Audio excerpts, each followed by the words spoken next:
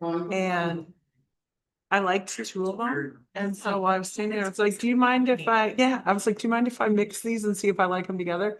And I did, so I bought them both. And yeah, it smells like Christmas. It does. I love it. I'm so happy. I want to smell like Christmas. Spice. Yeah, winter spice. Exactly. That's what I'm going. Which makes me happy in this breaded heat. It's on the other side. Is he on? To go. He's like, he has a, I don't know, some work. All right. Welcome everyone to tonight's select board meeting. Today is Monday, July 13th. I'm Sabrina Dunlap, and we have Vicki Bram and Steve Lux, and Stephen Whitley hopefully is joining us soon, and Alyssa McCann cannot make it tonight. So we have the skeleton crew to start. Okay, so first up is Points of Pride. Well, since she's here, it was recently brought to my attention that Karen Robertson has just completed her 40th year with us. She was part-time for a while, and now she's been here full-time for 40 years. Surprise. It's a long time. Thank you, Karen. That is a huge point of pride. Yeah. I know Karen's left her mark on many happy residents, and it continues to give people wonderful advice and assistance. And so thank you for that. That's awesome. That's great. Just want to also highlight that the Historical Society had their Frederick Douglass reading in the last couple of weeks, and that went really well. And I will show a picture of the youngest person doing their reading. It's nice. Needed a little help reaching the podium, I think, but yeah. So they had a great turnout and a wonderful reading. And the other one I will mention is a phone call I took from somebody who has a place in town. It was a resident of Long Island, and she raved about our transfer station, said it was well run, clean, just couldn't say enough of positive things about our transfer station. So Love pass that. on. Love positive Yeah. feedback. That's wonderful. Yeah. Vicki? Two things. I just wanted to say thank you to the rec department and the rec committee for an excellent July 4th celebration. I think everyone had a ball. And also the fair parking lottery is happening now, and the application deadline is July 22nd. For any organizations who are interested in throwing their hat into the ring of potentially getting to raise funds through fair parking. We have 12 applications so far. Wow. Yeah. Steve, you have any? No, she covered it. All right. Stole your thunder, sorry. Next, under administrative, we have approval of the consent agenda. I'll move to approve the consent agenda. Second. All right, all those in favor? Aye. Okay. And then we also had meeting minutes from April 6th. So I'll move that we approve those. Second. All those in favor? Aye. Aye. All right, thank you. Did you make these, Karen? The Minutes. minutes, Yeah. it was a joint effort again. It's, Good job. yep. Okay. Trying to keep as much important information in there, so these are a resource in the future as to, like I find that I'm going back and looking at old minutes to try to figure out how did we get here? Yeah. So, Yes. Okay, so we'll move on to public appointments. First up is Ken Crom and Community Power. Nice to see you. Much better on this side of the table. That's fair.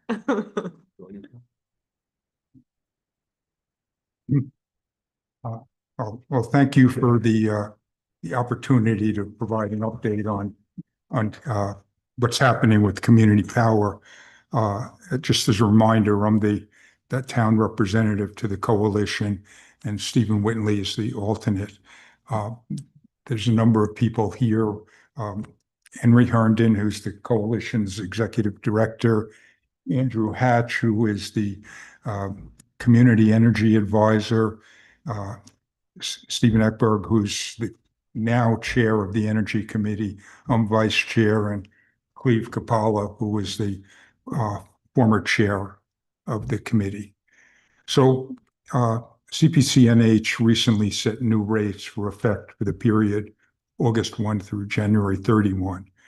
And for Eversource, their small customer rate will be 14.949 cents per kWh, which is about a 2-cent increase over the current rate. While the rate will be slightly less than 1 cent higher than the Eversource default rate, by comparison, the Eversource rate is increasing about 20%. This is for the default power.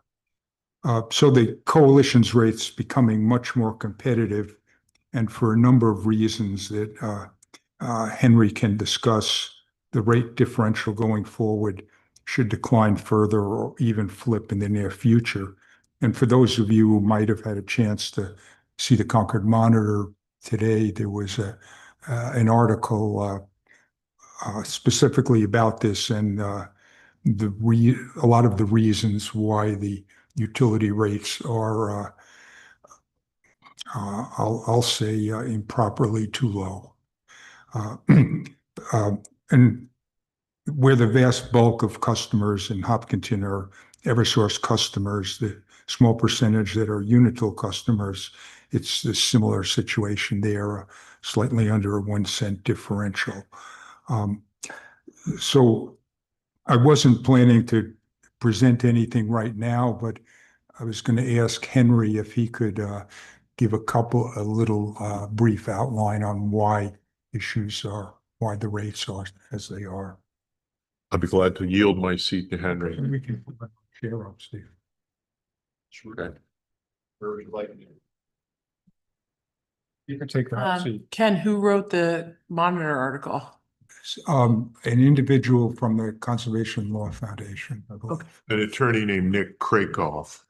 It was in the opinions, I think. I read it.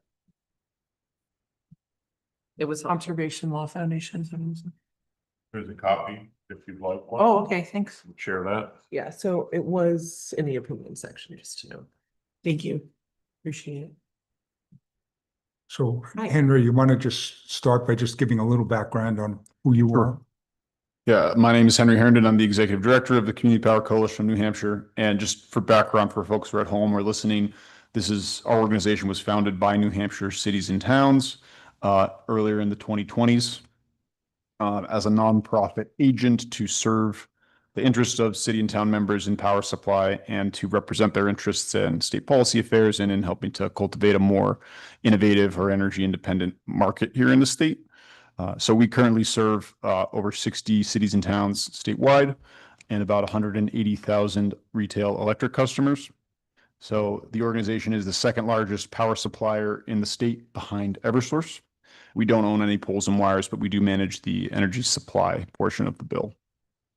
And beyond electricity rates, the purpose of the organization is really to give those cities and towns a voice in state policy affairs and to help develop local energy projects like the Poverty Plains project in Warner, which I believe the town of Hopkinton participates in, which is one of the largest community solar projects in the state.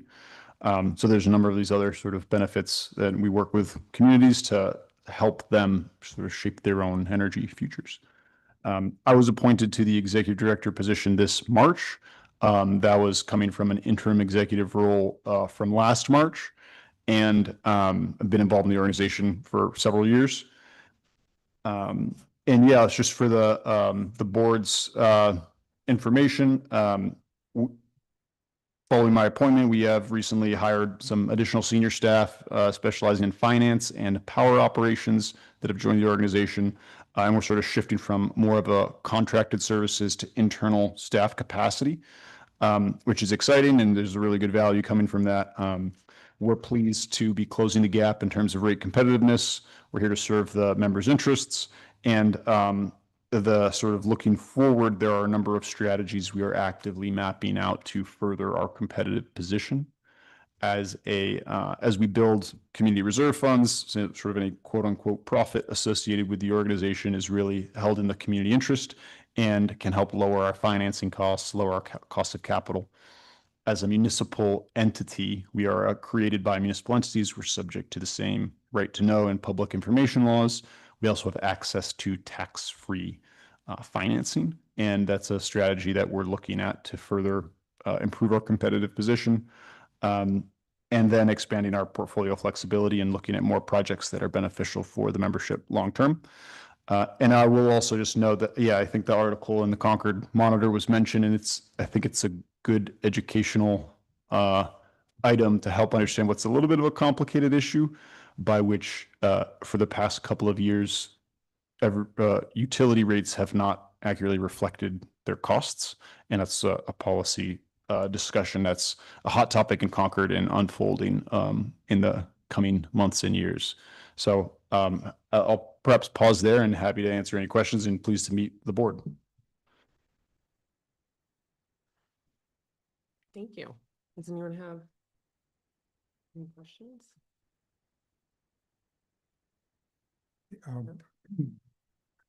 Lacking questions from the board. You've said in the past that when Eversource has testified before the Public Utilities Commission, that they have indicated that the rate that they needed to, let's say, break even or minimize under collections was 15 cents. And the Public Utilities Commission said a rate of 14. Yeah, so that's accurate. Both the Community Power Coalition New Hampshire, on behalf of all of our members, we testified in this regulatory case where they set Eversource's rates with this administrative process. And Eversource testified. And Eversource and CPC&H were essentially aligned in identifying, a couple of years ago when the Public Utility Commission took on this more risky method of setting rates. We both testified and said, we think you're underpricing the market and this could result in undercollections. We said this in 2024, Eversource and CPC&H. Now in 2026, we said, remember what we said in 2024. Here is the result of that. It's about a $40 million undercollection that you now have to recover from your rates. And you're still proposing the same method. So there's different ways to kind of speculate about what the next 6 months of the energy market is going to cost. And the method the regulators have used to date has, as was expected, undercollected. They're continuing to use that method. Eversource did testify. They said, we'll use whatever method you'd like, but an alternative that we think would be more accurate would add about a cent. It would be about a 15-cent rate. And essentially the sentiment was the Public Utility Commission will take this issue up substantively starting this summer and through this fall period, or at least CPC&H and Eversource both directly requested that the regulators resolve this before rates get set in December. So that's some additional context. And what the legislature had approved was, in effect, requires that the undercollection be recovered from the default customers of the utility. Yes. So there was a law, CPC&H, we brought this issue on behalf of the members to the State House in the 2025 session. And then this session in 2026, a law was passed and signed by the governor that said these undercollections from utilities setting their rates below market cost cannot be charged to the cities and towns on community power, for example, or others in the competitive marketplace. As a protection, they could perhaps shift those losses away from the Eversource supply customers to community power supply customers. That legislation does sort of create a little bit of an ambiguity. So it could be firmer, but at least directionally, it is a good indication to say we're not interested in shifting these costs onto customers who really had nothing to do with them, which is more fair and appropriate.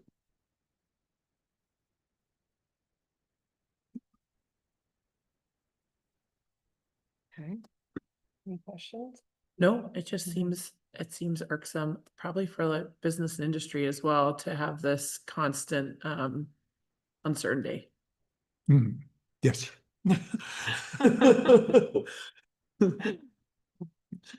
Steve, did you want to add anything? No, I don't think so. I think you've both covered it all. If anyone is interested, Ken did share some specific details about the rates. I do have a little chart here, a little tiny table that was originally developed by the Community Provider Coalition. and published by them recently. It was also reproduced and published by the Consumer Advocate, Attorney Don Kreese, in a column that he wrote.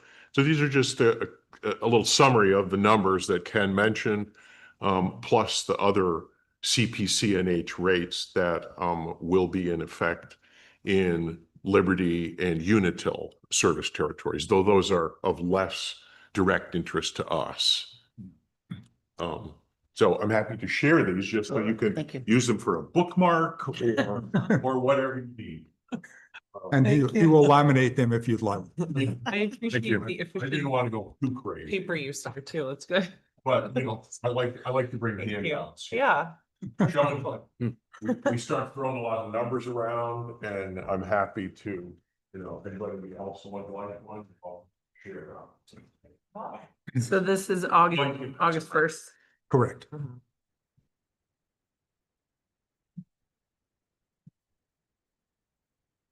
So unless there are other questions, I guess we're done. That was helpful. Thank you. Okay, Thanks we for- want to be as transparent as Yeah. possible. Appreciate that.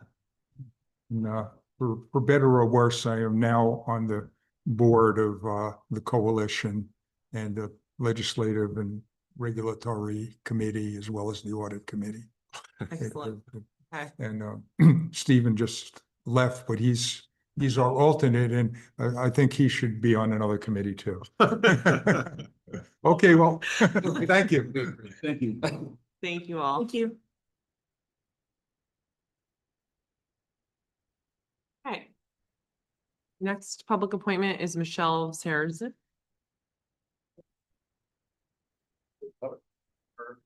Voluntold. I know. So.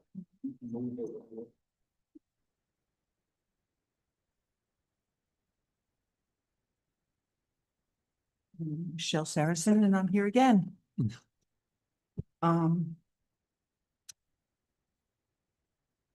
The first thing I'm gonna bring up, and I'm just gonna lay it out there, is just to bring it to your attention, is the cemetery. Yes. And the reason I'm bringing it up is because the cemetery wrote in black and white a list of everything that they were going to do by July 10th. And they put it out there and they put the date there. They were gonna pick up the pots with all the dead flowers. They were gonna pick up all the silk flowers. And this was what they were going to do. And they were told that people had to come out and remove them, or they were going to remove them. I drove by on my way here because I went yesterday, and none of that has been done. That's all I'm gonna say. And it's just that they put it in black and white. They put it on Facebook. They put it on the Hopkinton page. I'll move on. My reason for coming today is because I came to you guys in April. I came to you guys in May, March, and now I'm here again. So we'll start with my road. It's still there. It is technically a dead end, for lack of a better word. I've lived there for 20 years. Does anybody know the last time my road was paved? It's been before 20 years. Because I've lived there longer than 20 years. It's a heavily traveled road. There are people there that are from Massachusetts, because that's where the dog training is being done up there. And, I would love to have that gravelly, it's called chip pavement, I think it's called. Chip seal. Chip seal. But my road's past that.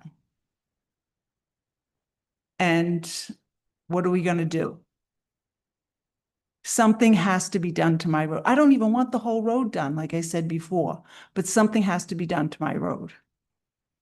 And it's not fair because it's not a dead end. It's heavily traveled, and it's not the town's fault because the town has it listed as a dead end. So when the town looks at that road, Oh, we don't need to tar it because it's a dead end. Who's driving down there?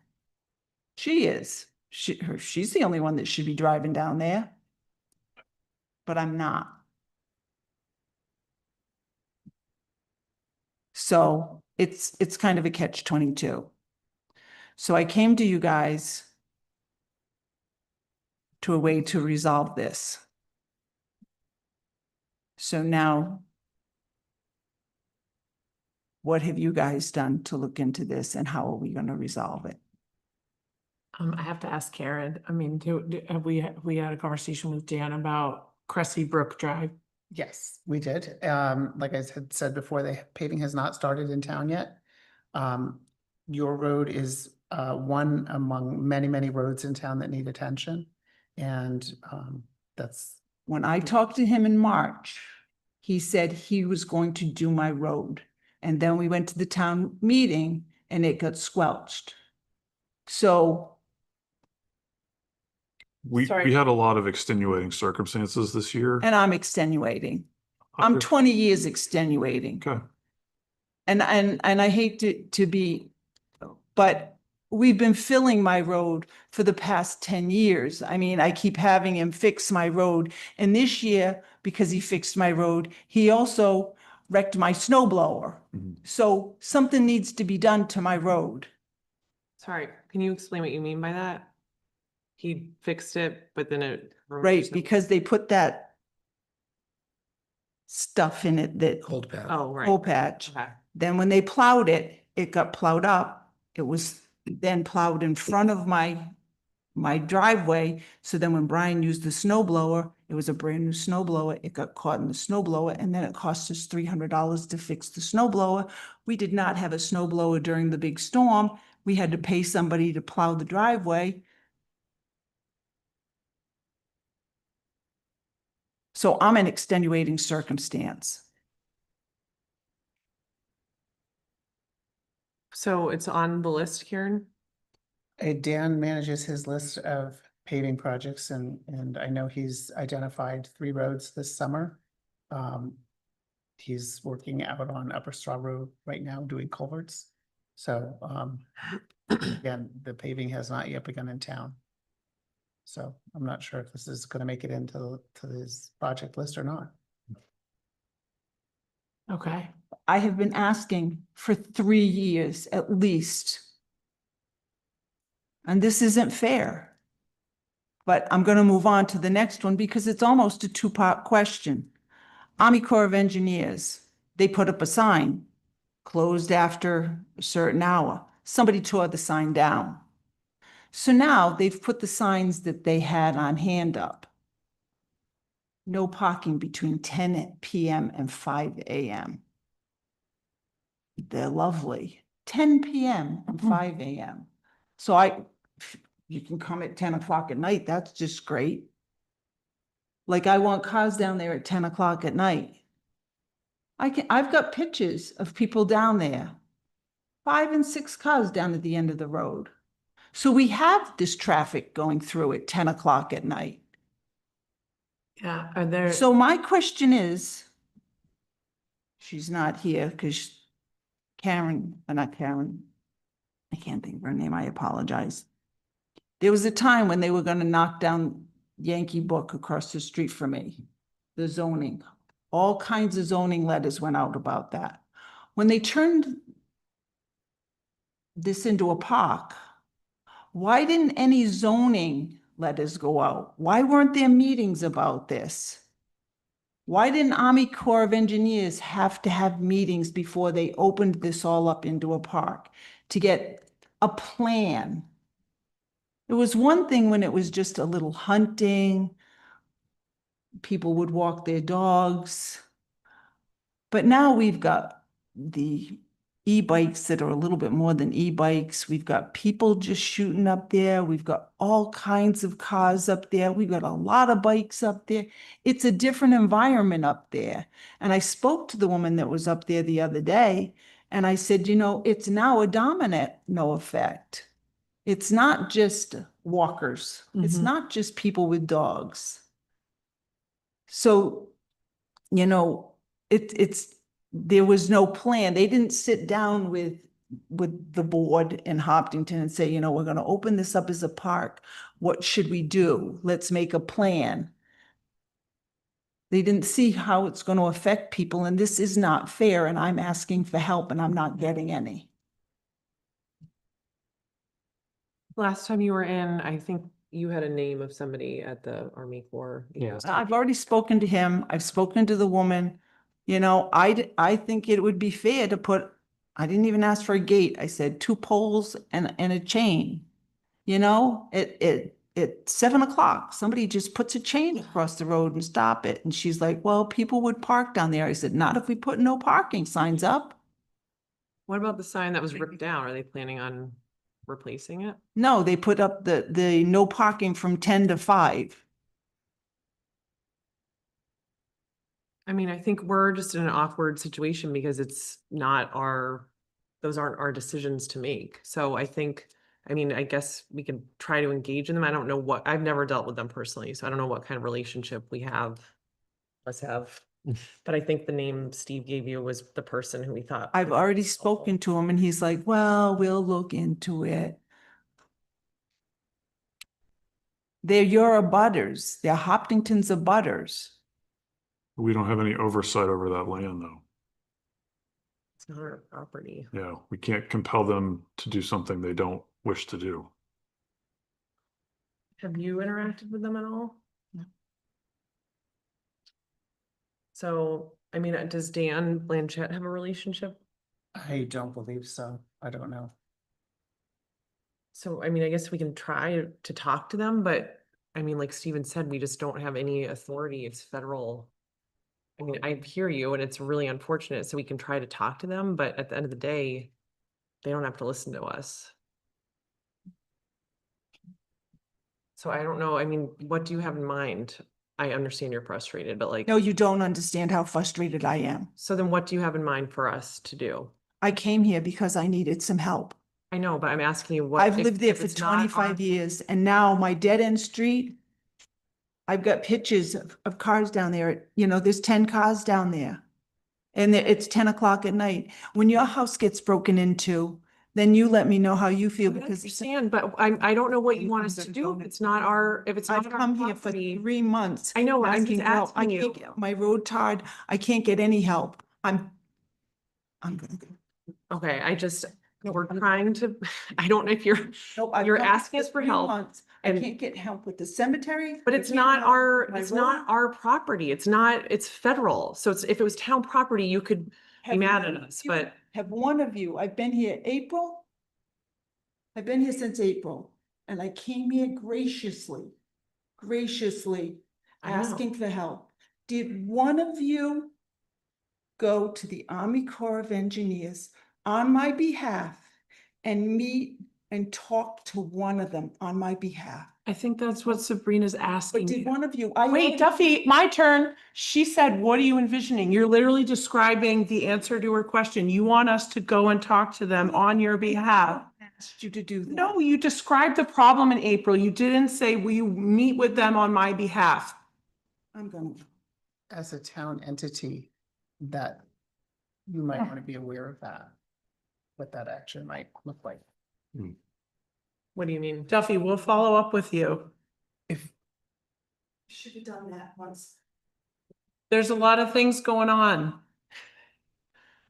the town, does the town have a role in working out issues between private? Right, I landowners? don't think we That's- do, I think and we that's do. not the position we're normally in. If it's Yeah. not a town property, if it were a town property right there, then yes, we would be well within our role to go do something, but we typically don't take on personal issues for residents because it's not appropriate.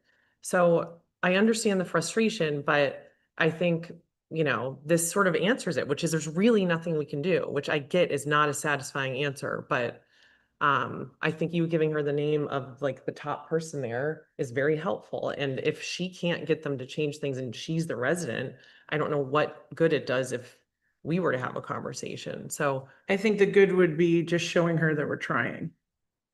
right, but I guess, I worry about us then having to make inquiries on behalf of anybody that comes in. But I mean, I think it's different complaining about a private enterprise versus complaining about the army that has like huge swaths of land. I mean, we should have a relationship with them. We should be able to say, we're getting these complaints. We don't have to make direct asks of them, but I think it is worth saying these people are coming to us because they don't feel satisfied with what you're doing, like McLean. Although McLean is a little different because it's not like somebody's house and one resident who has an issue. It like impacts town safety. So I'm just saying there's a difference, but I hear what you're saying. I am not saying that it is equivalent. I'm just saying that that is a private enterprise that we are Right. interacting with and that this is literally in the same neighborhood. And she's calling it a safety concern. I'm not saying it is, I'm saying that's what she's saying. So if we want to be like trying to address a safety concern being brought up by a citizen, the least we can do is reach out and say, this person has come to us several times. Is there anything that we should be doing, could be doing? Do you want to be put in contact with Department of Public Works? Like any number of questions we could ask them so that it looks as though we have made an effort and so that we do have more of an open dialogue with our, you know, I don't know if call them neighbors or guests, but they're here in our town, in huge parts of the town. Yeah. So if it's a safety concern, wouldn't we want the police department to be involved? They're involved with the McLean issue. Is TJ aware of the situation? I don't know what conversations may have taken place between the two of them, so I can follow up with that. Yeah, maybe that makes sense to start there. And maybe that's a conversation he could have with the person whose name I'm forgetting. Steve Dermody. Okay. Okay. Okay, that brings us to town administrator updates. Okay, well, let me start out. Vicky already mentioned the fair parking lottery closes on Wednesday. And I forget, Sabrina, you reminded me this morning about the pickleball court usage. Yes, Do we need to I put got- boundaries around anything? What are you talking about? Parking for the use of the pickleball courts. What are the pickleball Hold court? on, I have to bring up the email because now I can't. Oh, look at the details. The tennis court? Okay. Okay, yeah. Yeah, they're Okay. Well, they use them for pickleball. They don't do, but they are, they are fundamentally tennis. Yeah. But the rec department argue that, has a but- reserved time apparently for pickleball. Okay, So- so there was an unpleasant experience last year because Saturday morning, people park near the courts to play.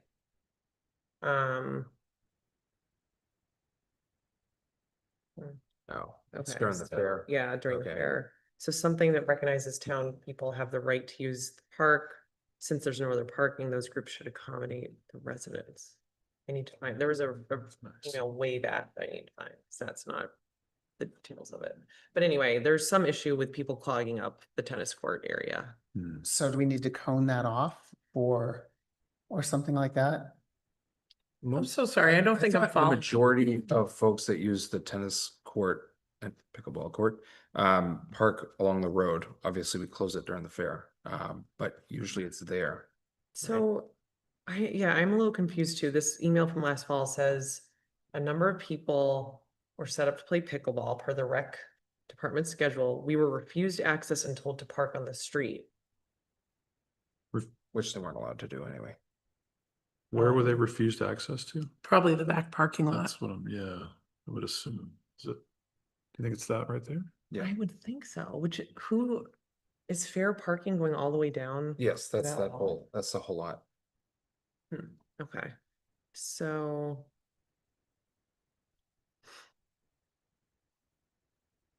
When we told them parking on the street that they suggested was illegal, there was an unpleasant reply. Okay. So perhaps we can just cone off a little area and say that people who are here to use town facilities have priority and it's not a lot of parking spaces. And it's just Saturday? Or is it Saturday and Sunday? Well, the example they gave was, I think the rec had like a scheduled pickleball thing on Saturday morning. Okay. But I mean, in theory, it's every day. Anyone can use the courts from town.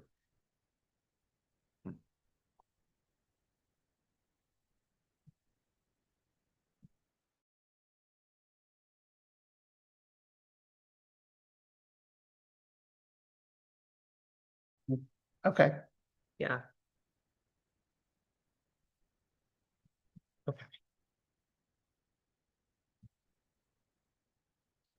Maybe we can have it say like reserved for the recreation department or something really Yeah. official sounding. Yeah. Yeah. Yeah.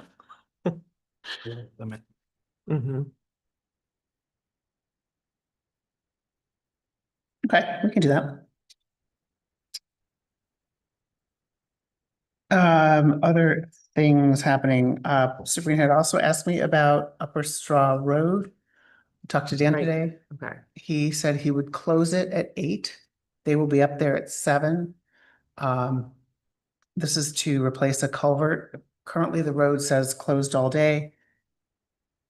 Local traffic will be allowed to come and go as long as the road is not completely dug out while they are actually removing and installing the pipe. They're going to work around folks as much as possible, and he implied that it would be closed from approximately like 8 o'clock to possibly 9:30. And then Like, the rest of really? it is just kind of clean up. Really, you Okay. couldn't get through. Okay. He also, in the interest of first response, he said they do have a workaround should there be a first response. I was wondering about Fill it that. in quick. Yeah, exactly. They have a pile of dirt ready to go in, and then they start all over Yeah. again, essentially. Okay. So, That's helpful. but yeah, I think the window is really, 8 to 9:30 or 10 Okay. that you may not be able to get through there. I had a couple of residents, because the sign helpfully is up far ahead of time so people can plan, but people who needed to leave for work were worried about getting sort of stuck on the road. So that was that. Thank you. Sewer Dave came in and said, hey, he thinks he would like to and has already ordered some meters for the community well that would allow him to better read those meters, better track the usage. We've had some usage look really high on a few properties. He's tracked it back, and although they're not supposed to have outdoor watering facilities connected, they are somehow in the basement connected. That creates a problem in terms of the sanitation or insecurity of the water system. So these new meters will hopefully do that. It's going to take a good chunk out of the community well budget. And I said, well, we're halfway through the year. You think we can pull this off? Then let's do it. So that is moving forward. Well, it should reduce long-term costs though. Right. Yeah. Treatment of water and everything else. Yep. And his time out there too, trying to track these down, hey, where's all the usage happening? Along the water theme, I had a very productive meeting with two of the Cook Village Precinct Water Commissioners, just kind of connecting, talking about some of the issues. They came in last fall and we all had a very good conversation. I think they want to come in again at some point. They are really, I think the gentlemen that are working on this are really getting tired.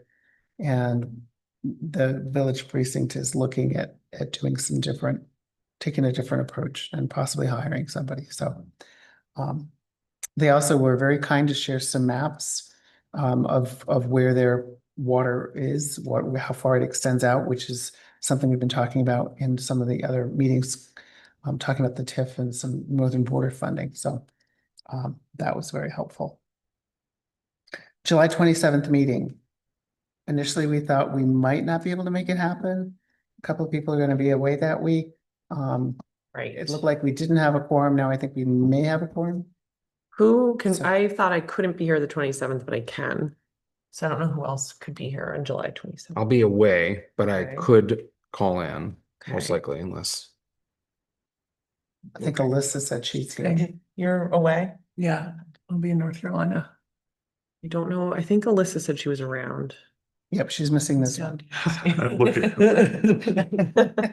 When would this be? This is July 27th. We have a meeting next Monday with Webster, and then this is the following Monday after Right. that. So we This is an talked, evening meeting though? It's the Yeah, the regular, normal it's like select it's board. this meeting. Oh, okay. 2 weeks from now. we talked about canceling it because then we have August 10th, but my weeks got switched from being away the 27th and now I'm actually gone the 10th. So I had asked if we could just talk about this. Because I don't know if anyone else will be gone that August meeting. I am this is July 27th? Yeah. Yeah, I'm around. So I'm available. So you, Alyssa, and if Alyssa's free. I think she said in her message that she couldn't be here tonight, that she would be here the 27th. So we have Okay. 3 in person. Okay. And then is August 10th, Monday, August 10th, okay for at least 3? Yes. Yeah, I believe so. Because I will be gone. Okay. Yeah. Well, then maybe we can keep the 27th just to. I Keep don't it know, rolling. keep it- Yeah, I was looking at the span of time that we would have between them, and Yeah, it's a we big just did chunk. 3 weeks, that would be 4. That's a Yeah, lot. We have a okay, lot going so- on. We'll keep that and I'll double check. I'll just let Alyssa know that there's only 3 of us, so we all have to be here. Okay. That would be great. Thank you. Mhm. Highland Avenue update. I spoke with the fire chief. He's been in communication with the property owner. The guy is conducting a contractor search, having a little trouble getting people to call him back, but that's sort of par for the course.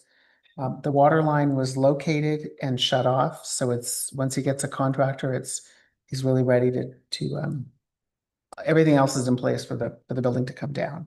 So yeah, the contractor's a demolition contractor. Yeah, well, he's trying to find one that can Huh, do it and in a time frame that's, workable.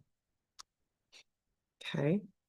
McLean, I sent you a picture, or I dropped a picture in your folder, just, that's going on. I did email and ask for an update, and I did not hear anything back. I do believe that Paul was away last week, so, Did the chief take this picture? yes, he did, last Tuesday night. It's bad. Yeah, Yeah. that is It bad. was really kind of frightening. For the audience, there's a picture of trucks lined up on both sides of the road, doubled up on the, I guess, I don't even know what direction this is, westbound. Westbound. 1, 2, 3, 4. You can see 7 trucks in the picture, but you kind of get the impression there's even more. George's Park bathrooms are coming along nicely. I think the stone is there, so they should be able to start working on the masonry as soon as the masons get there. So that's moving along nicely, and Dan is very hopeful that it will be done. Maybe a little bit of grading or something still to be done, but the bulk of the work will be done by the time school opens. So that's exciting. And that's what I've got. Could you possibly follow up with Michelle, who was just here, to let her know? We'll talk to TJ and we'll try to Yep. initiate a conversation. I don't mind going with him or like being involved if we need to have one of us. I don't mind being that person at all. Okay. I'd like to get to know the army guys. Okay, thanks, Karen. If TJ is interested in having a partner in that endeavor. Steve, what's that other person's name, Steve? The other Steve? Dermody. Dermody. Okay. DURMODY? Yes. Yeah, Great. on the consent agenda, actually. Oh, is he? Okay.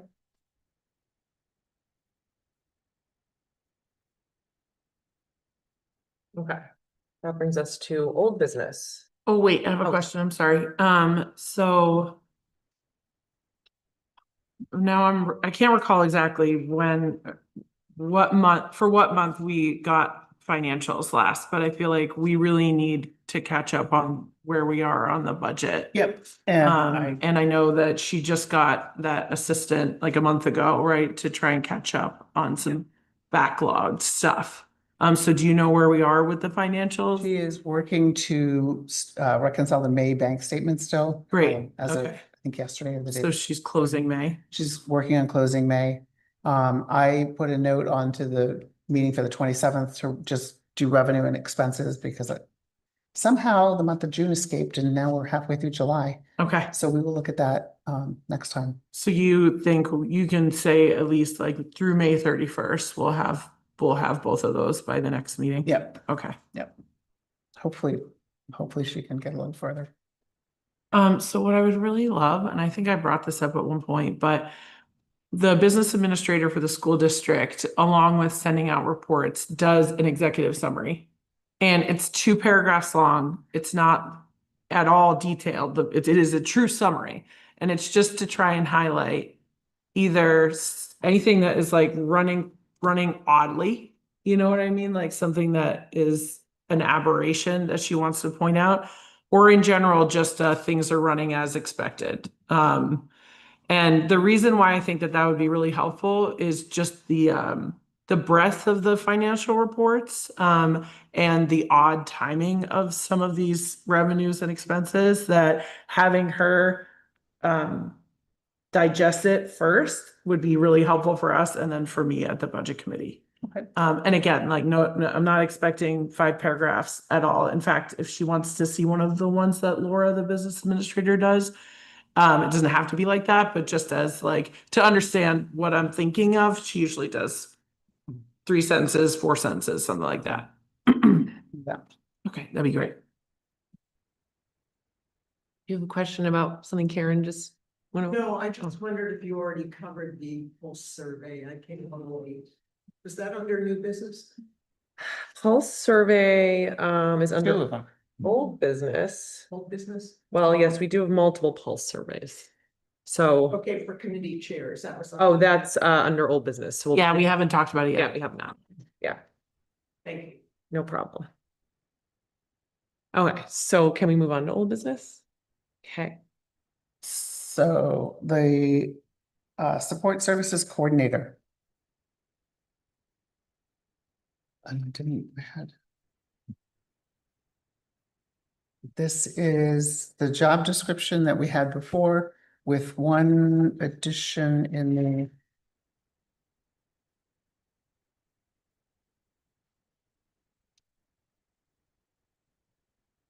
Under economic development support, the 5th, 1, 2, 3, 4, 5, 6th bullet. Nice. Nice. I was just wondering with regards to the expectations on this person, because they're the staff liaison for many boards and committees. I just want to make sure that that doesn't mean that they're going to be required to attend every one of the evening meetings associated with them. I would think that would be a big ask. So It would, right? Right. And it would take up the majority of, or not the majority, but a good chunk of their weekly hours. Right, yep. I envision that they would certainly in the beginning get to at least meet their committees. Yes. And then work with the committee chair to determine how much time they are really needed. If they are Okay. indeed needed in those Right. With the meetings, expectations. they should check in every once in a while, but I don't think they need to be there, you know, on an ongoing basis. Yeah. Understood.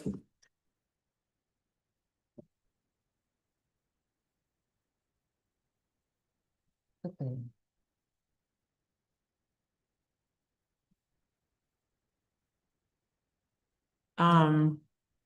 So yeah, for any of our folks at home who are curious what the support services coordinator is, this is the evolution of the economic development coordinator, which is being tasked with a broader set of responsibilities because of the intersection of a lot of different initiatives and boards and committees, including economic development, planning, housing, which have synergistic goals. I did look, Just, sorry, okay, I was just gonna say the posting does say that attendance at evening meetings is required.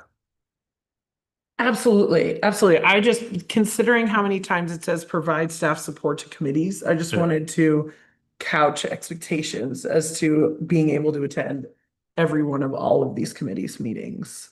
Yeah, yeah, okay. so I think we're talking about housing, economic development.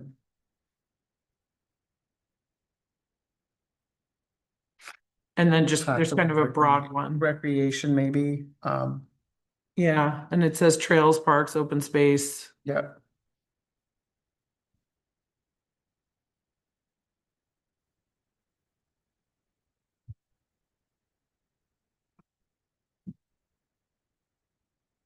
But yeah, I mean, I agree. I think it'd be crucial for them to go. I just wanna understand the nature of the expectations on this person. Yeah, yep, no, that sounds good.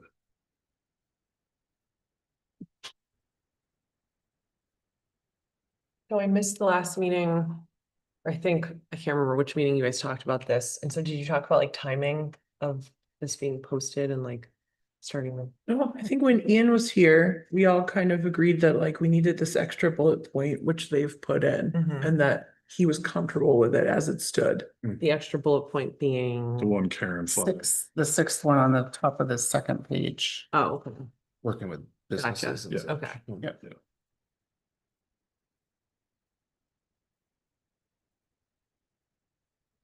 Okay. Doesn't, do you have a question about this? Question or clarification, is any of that salary for this position still coming out of the TIF district, or is that moving away from that? Just curious. Do we have a separate discussion point on the TIF update, or is that something we could, I don't think, well, we can, it's a good question. yeah, we could do a quick update. I don't think we have really any answers yet. Okay. I do feel like it would be in the town's best interests to fund that position separately. And Right. plan on funding that position separately. There are a number of things that we need to look at within our TIF district, including how it's being governed. We're getting a lot of good information. I don't want to speak for you, Vicky, but I think we're learning a lot. We had a second meeting with the New Hampshire Regional, Central Regional Planning, and we have another one set up for August. So Okay. continue to gather So, information. yeah, we're gonna come to you guys with hopefully a presentation and recommendations. Okay. For primarily exit 6. But it's looking like, you know, we want to keep it going, but potentially like pull back on how much money we're setting aside. Mm-hmm. But Yeah, keep it a going concern. yeah, Also, there's some talk about changing the borders of it, maybe even to absorb the wastewater treatment plant into it. Because it's quite close to where the wastewater treatment plant is. It's two lots away. Yeah. so it seems like the answer is TBD, more to come, but I think ideally we would be shifting away from funding this position from the TIF, I think is probably where we are, That would be my recommendation. Let it stand. based on the advice. Yep, yep. Okay, so then, Last operating budget, you did a percentage for the position and set up in the town's operating budget that was approved. yes. we Yes. did. Yes. There's not that. Half. Yeah. 50-50, I believe. Yeah, I think that's right. I think we budgeted for somebody to be in place by April 1st Yeah. and continue with the 50-50 with the TIF. It is pretty clear from talking to Central New Hampshire Regional Planning that we would need to look very hard at where that person's time was being spent if we were to use TIF funds, which then you get into tracking and making sure you're compliant. So it almost, for the amount of money we're talking about, it seems like.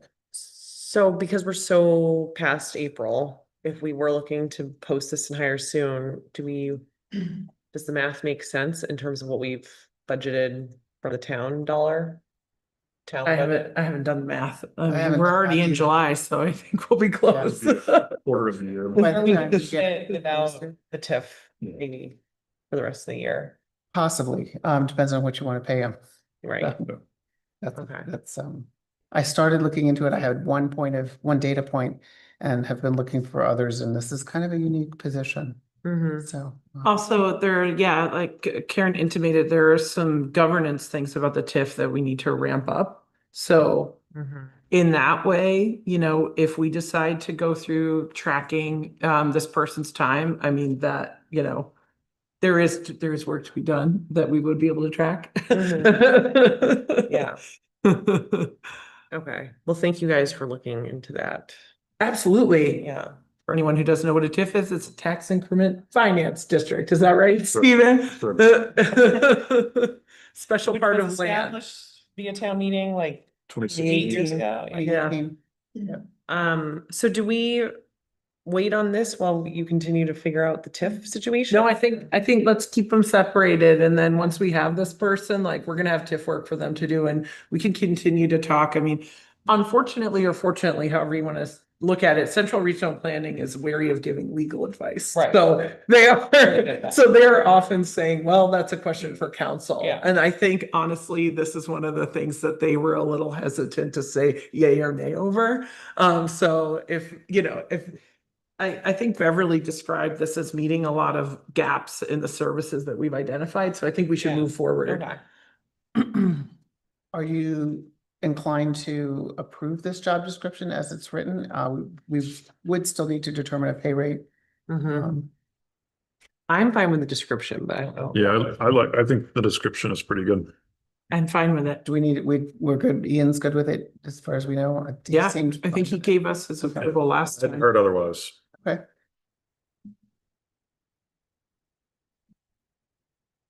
You So need a do you- motion? That would be great. I move we approve the support services coordinator job description as presented. Second. Okay. All those in favor? Aye. Aye. Okay. Thank you. I mean, I feel this is a big accomplishment. It's taken us a A lot of while to work. get there, but I Yeah. think we've got, Only taken a few Some- years. no, but I think this is really, this How is does what that we need, helpful? Yeah. as Yeah. opposed to trying to make something else fit what we need. So. Yes, a lot thank of work. you Good job. Thank for you. working. So how does the pay rate get determined? I would, Is that something that you and Beverly kind of, you do a little market analysis for? yeah, make some calls, look around. Okay. And sort of look at what we're, I certainly don't have strong feelings about what would be appropriate. yeah, part of it will also depend on what we get. I think it talks about an associate's or It does. Yeah. bachelor's that might shift a little bit, but I included in your folder our wage scales. Grades. Yeah. You can kind of look and see, and I'm thinking it possibly would be in the 10 or 11. It's funny. Yeah, I saw that. It has economic development director on there twice. Yeah. Yeah, this is from 2023. It needs to be updated again. That would be a great exercise to go ahead and update this with the current breakdown of staff. As people have left or been promoted, Yeah. Well, no, though this So wouldn't this- change that. that Got would it. not change. These are This positions, not people. position, Got it. right. Okay, Yeah. understood. Okay. So we'll keep that rolling. We'll have, Great, thank you. So Alyssa had been working on the social media policy. We have a helpful little, I don't know if we discussed this before, or it's updated, but that was Do we wanna- what we discussed before. Yeah, this looks like the one we already checked. Popped it in there. She was going to do a little more with it, and I don't think she's had an opportunity. okay, so let's put a pin in this. Table that one. Yeah, we'll come back to that. Also, if we end up with a support services coordinator, then that person can work with Alyssa to like finish writing the policy. Yeah. Would be a nice Mm-hmm. entry job to do. Listen to the fire Definitely. frying pan. Okay, right to know.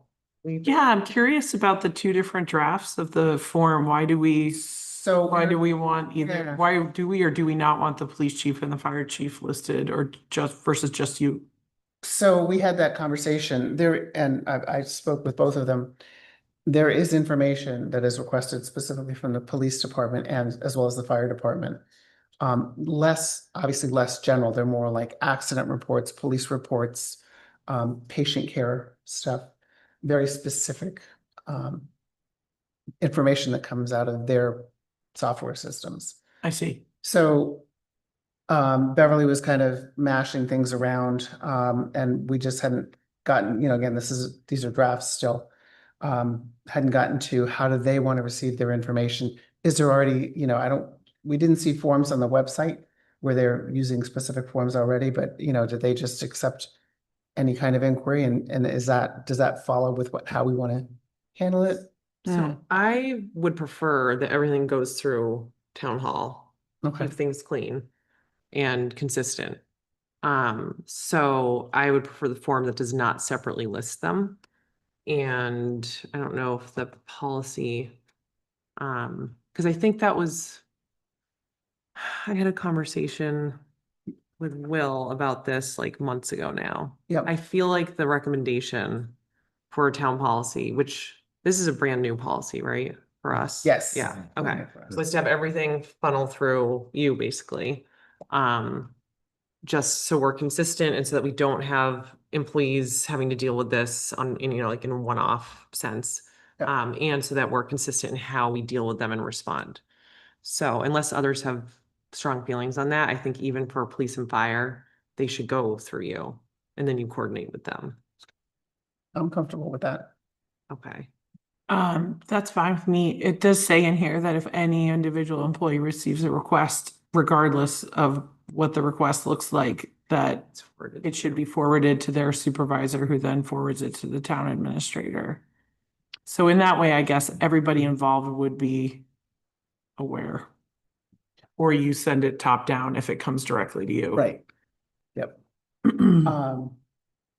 So really, this is the policy that town council drafted essentially Okay. with, fees added, when we posted those in there. I was wondering about that, and Stephen, maybe you have some idea about this, but it says basically we'll waive the fees for electronic communication if you are unable to pay it. But I'm wondering like how's Karen supposed to verify that? I don't know. That's a good question. I went back and that is council's language and I thought, Are we required to do that? Do we know? The waiver. Yeah. So part of one of the newer sections of 91A, I don't know if it's required, but it does mention, I don't know, I can look real quick, but I don't recall. it does seem to exempt media, so that would,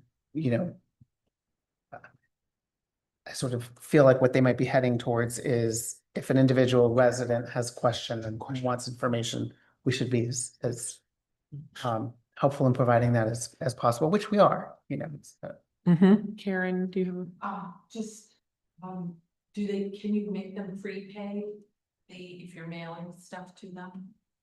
that is in there. Okay. Yep. We have somebody that owes us quite a bit of money, it's been 6 months and they haven't paid us, even though they requested something and didn't have one. So what Sorry.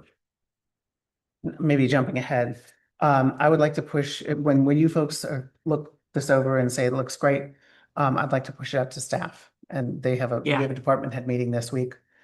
Have them look through it and make sure they're comfortable with it, ask any questions, and then come back to you with any of their feedback. Okay, yeah, push it out as a draft. Yep. Okay. Yep. Two things to follow up Sure. on Vicky's question. It does look like we're required to waive the per electronic communication charge when the person requesting is indigent as established by federal poverty line. That's what Yeah. it says. Yeah. And so he did well by putting that in there. And it does have requests for waivers should be submitted too. So it's not just a verbal, it's written. Okay. Well, look, it's okay by me. Yeah, I think it looks fine. Do we need to vote to adopt this? Or I think we're sending. it. Yeah, I'd like to send it to Staff. department heads Oh, right, first, sorry. yeah. And you prefer draft one of the, Form. Yeah. wait, thank you, just knocking Sorry, things off you're left the- and right. You're the recipient of all. Yeah. Well, it goes in waves, so Yeah. Okay, thank you for that. committee chairs plus. Yes, survey. Okay, so how many committees got the requests and how many responded? There were 20 individuals, quick committee chairs who were sent the survey. And I think she updated it It says 11 responses. 11. It was 7. And I said, let's do this again, push it out again. And we got a couple more. Okay.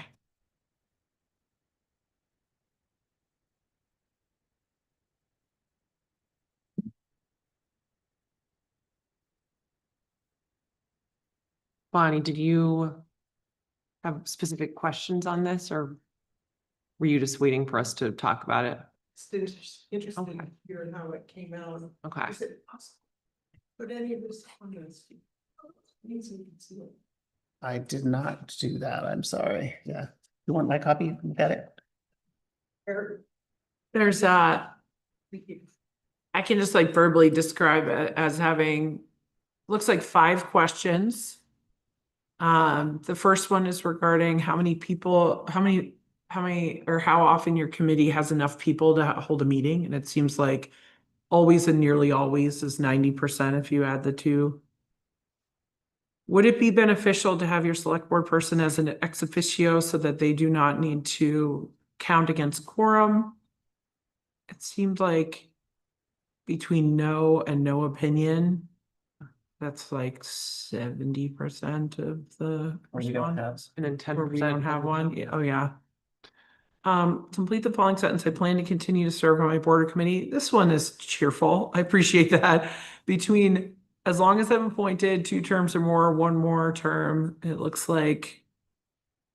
Let's see, 36 plus 3/4 of- 6. Yeah, it looks like about 3/4 of the people are willing to serve now and then at least 1 more term or 2 more terms, which is really nice. The question number 4 is how do you agree with these statements? The first one says our current formal charge is correct and accurately reflects the town's priorities. There's a bit of a spread, but most of them are agree or strongly disagree. No, agree or strongly agree. Oh, strongly agree. Sorry about Yeah, that. so it's mostly in agreement. Yes. And then kind of neutral for the second one with a little bit more on agree, right? Which is our committee is able to make meaningful impact based on our current charge. Got even number of people said agree, strongly agree, or that they were neutral. And then looks like at least 2 respondents disagreed. Mhm. And then the last one says members possess the skills and backgrounds needed to execute our charge. And it looks like that seems pretty Agree or neutral. agree or neutral. Strong. And then, yeah, I mean, in these free form answers, there seems to be even more desire for us to provide structure or guidance or support. Which I think we're all trying. This second comment that this person has been the recorder, agenda maker, and or chair for all 23 years of the committee's existence. I could use some help. Yeah. Oh my God. Wow, okay. I'm sorry to laugh, just 23 years, wow.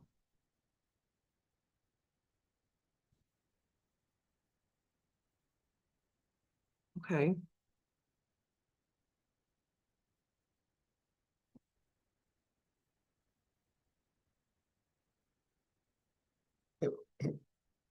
One person signed the comments. It would be helpful to know, I think, on some of the other comments, like, you know, specifically asking for direction and or you know, I think one of them even asked to talk to the board. So please come forward if we can help you. Yeah, and this one that says provide a budget for consideration. I mean, okay, the anonymous nature of this survey. I mean, I understand we want to have predictable budgets for every department and board, but I'm not sure who asked for that. The 4th response is quite concerning, so I'd like to see if we could dive into that one at some point. Yeah. That was the one I was just kind of pointing Yeah. to, like, Saying that love we to do be able to not address it support with the you, but mission. yeah. Yeah, so Unfor- whoever said the previous town administrator and the select board have not supported the mission and have worked against it. If that person wants to come talk to us, that would be helpful, because we don't know.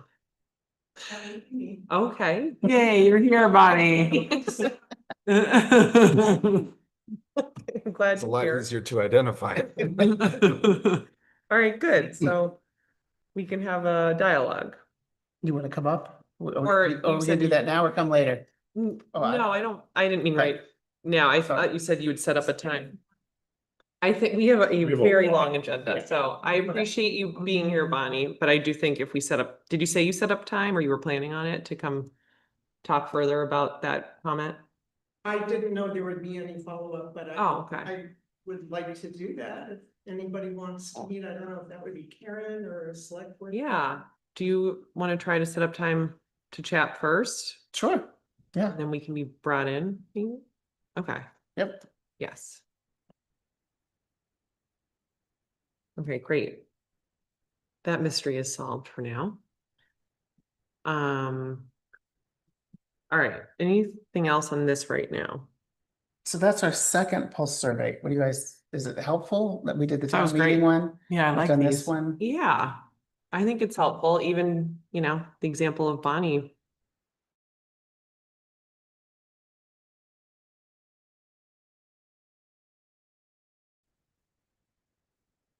Okay. We do have a very long list of new business, so I'm just gonna try to get through this old business. So Farrington Corner sewer easement update. So that was where the, Is there anything in here about that or just? I don't remember if I put Okay. it in there. I don't think so. There's a septic system replacement within the town right of way at 798 Farrington Corner Road.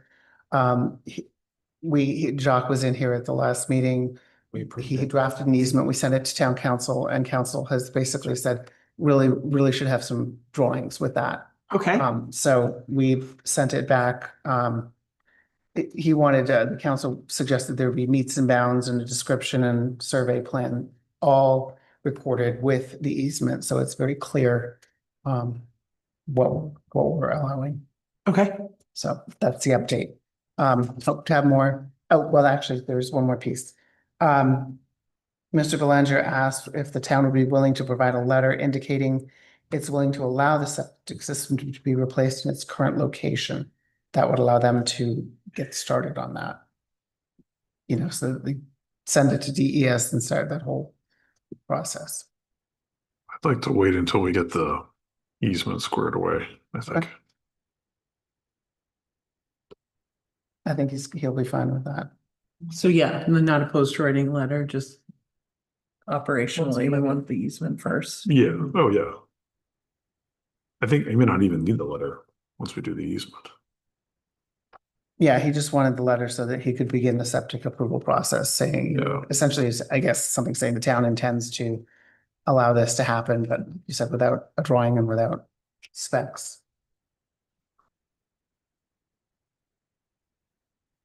So that's that one. Goals check-in. I don't know if this is a regular, I don't know. Mhm. Check-in with goals or No update. no update?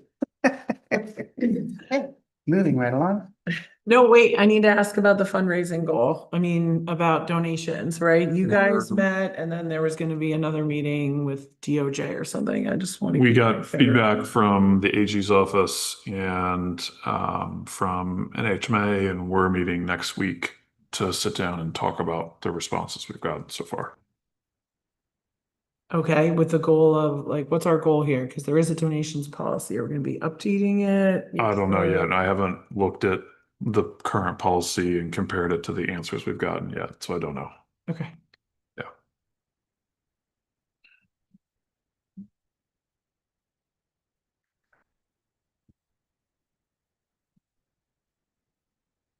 Okay.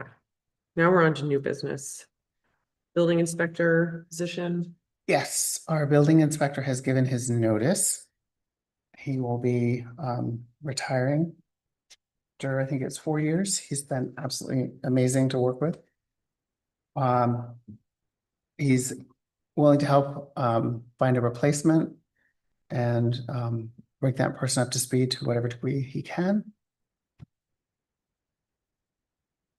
So we will, I've got also in your bucket as we go through these positions, we're reformatting them to be consistent. So Beverly took a stab at his code enforcement position, building inspector code enforcement. We updated it with his input, Karen's input. I think I would say there were minor changes, there weren't major changes. Karen. Oh, sorry. I just want to know, for the record, that he will stay on as the, backup building inspector when available. While when the inspector is on vacation or unable to, may have a conflict of interest. Oh, that's very nice of him. Well, he did have the words when available, so that would be good. Caveat. There. Don't get too excited. I think it's a little long for an 8 to 16 hour a week job. It's three pages long. And I think a lot of these are givens, like able to maintain records. I mean, or able to speak, able to communicate effectively. I think it's a bit much for 8 to 16 hours a week. I would love to like extract 20% of these bullet points, not because they're not important, but because they're not appropriate for like a job description that gets posted out in the world. I just feel like there's a little too many bullet points in this job description. a lot of our other job descriptions don't say you have to be able to speak effectively. And even though that is true, that it would be important in that role. Okay. It just really, it feels overwrought for 8 to 16 hours a week. I think it needs to be pared back. And I'm happy to take a stab at that, not because I'm know anything about code enforcement, but because I think that this is an armful of a job description. But I think it reflects what he does. And that's, I would hate to take out communication and have an issue arise from that. I think there's nothing wrong with laying out the expectations. Yeah, but I mean, it says like he's got to help people and provide assistance. And so isn't that communication? Like it just really feels like we're describing this position to a kindergartner. Like it feels like just we don't put this level of detail in the other job descriptions. It feels like we're trying to be consistent. Like Okay. What do the rest of you think? Karen, were you gonna say something? I just asked Vicky if you could take a stab at it, if you could leave, I think one of the most important part is the, I don't know if it's entitled education or experience, the certification. Yeah, see, I think that belongs in the job description. I'm sorry, it's really just that this feels like we are describing every minute of this person's day, and that's not what a job description is.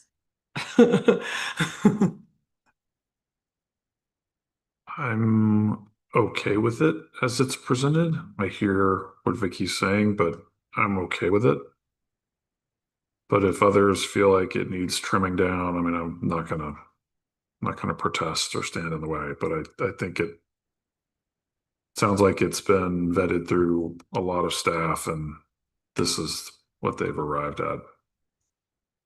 Vicky, I feel like if you would like to cut it down and Karen are okay with it, that's. I mean, I'll just send you guys a red line and you can reject all the Yeah. things that don't make sense, but like seriously, it's too much. 3-page job description for 8 hours a week is too much. My concern was initially that it would scare somebody away. Yeah. Mhm. They may or may not do some of that stuff that's there, because I take on the data and, some of that stuff now. I'm trying to actually, pair the person to take on more responsibility, Mm-hmm. in that field.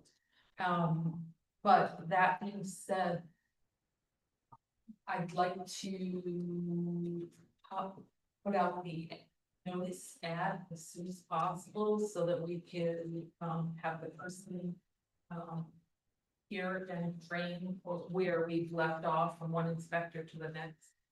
So I don't have a problem with it. I'm just putting out there that the sooner we can get something else better. Absolutely. I mean, if you send me a Word version, I'll send it back tomorrow.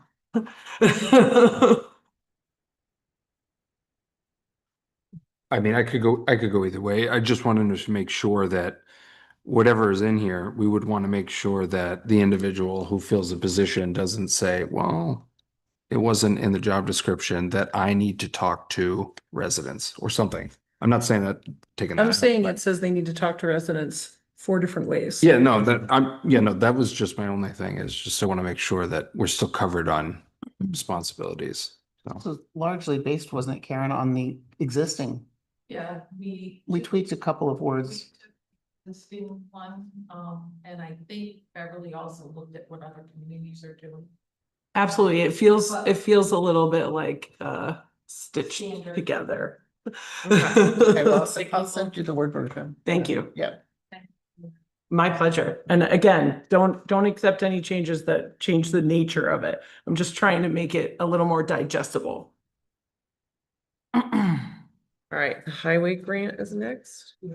Yes, we have the paperwork for the 2027 highway grant on the back of your agenda is the motion as the was the Department of Safety needs it, as it needs to read in the minutes. Vicky, you love to read. Do you? I do. Do you want to do it? Absolutely. So 2 different motions, Karen? Yes, please. Okay.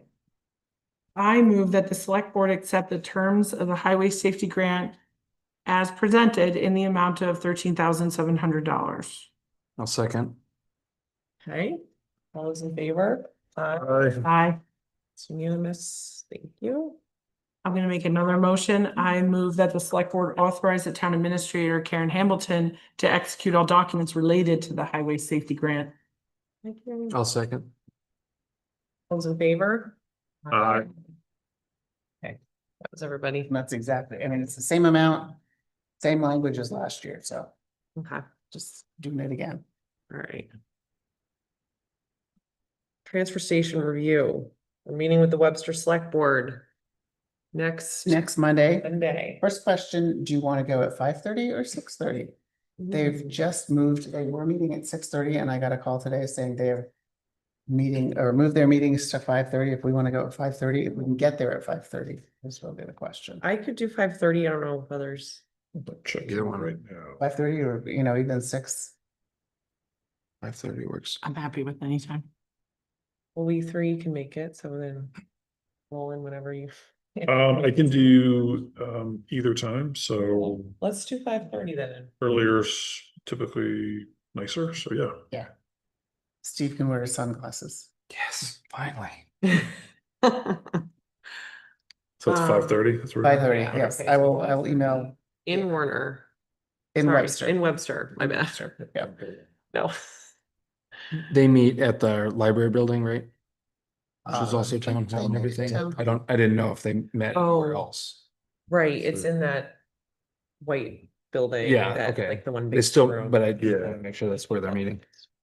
I will confirm the location. How your play was? There's very bad cell phone service, just FYI. Yes. Not so much anymore. Oh, okay, Anyway, good. All right, that's good to know. big dealings. So if we're changing when we need to be there, do we need to tell Dan and or Julie? Oh, yeah, no, I'll push out a reminder and Okay. talk to Dan. I reminded him tonight. So Okay, and it's posted or, it will be posted. okay.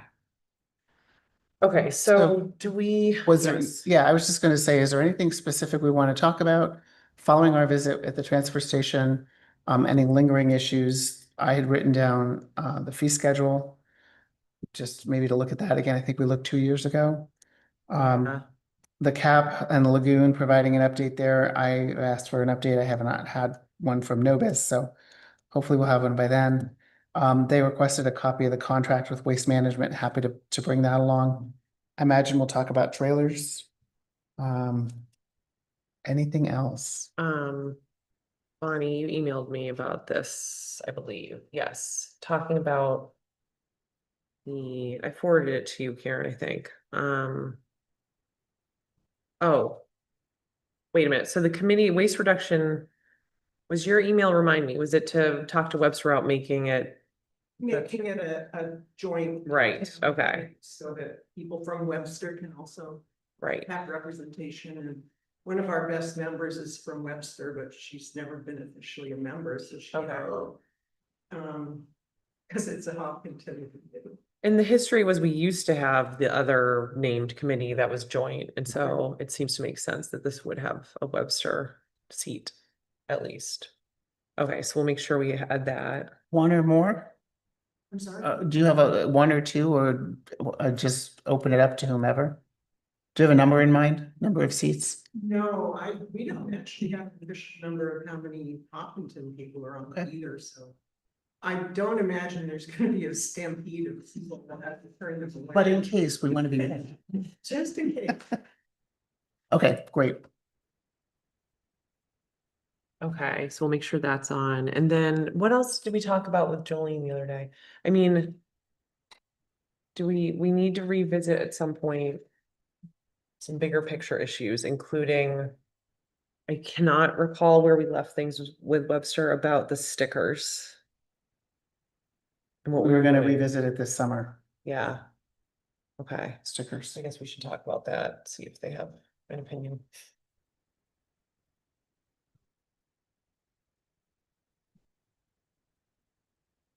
I'm curious, does waste management, I'm sorry, waste reduction.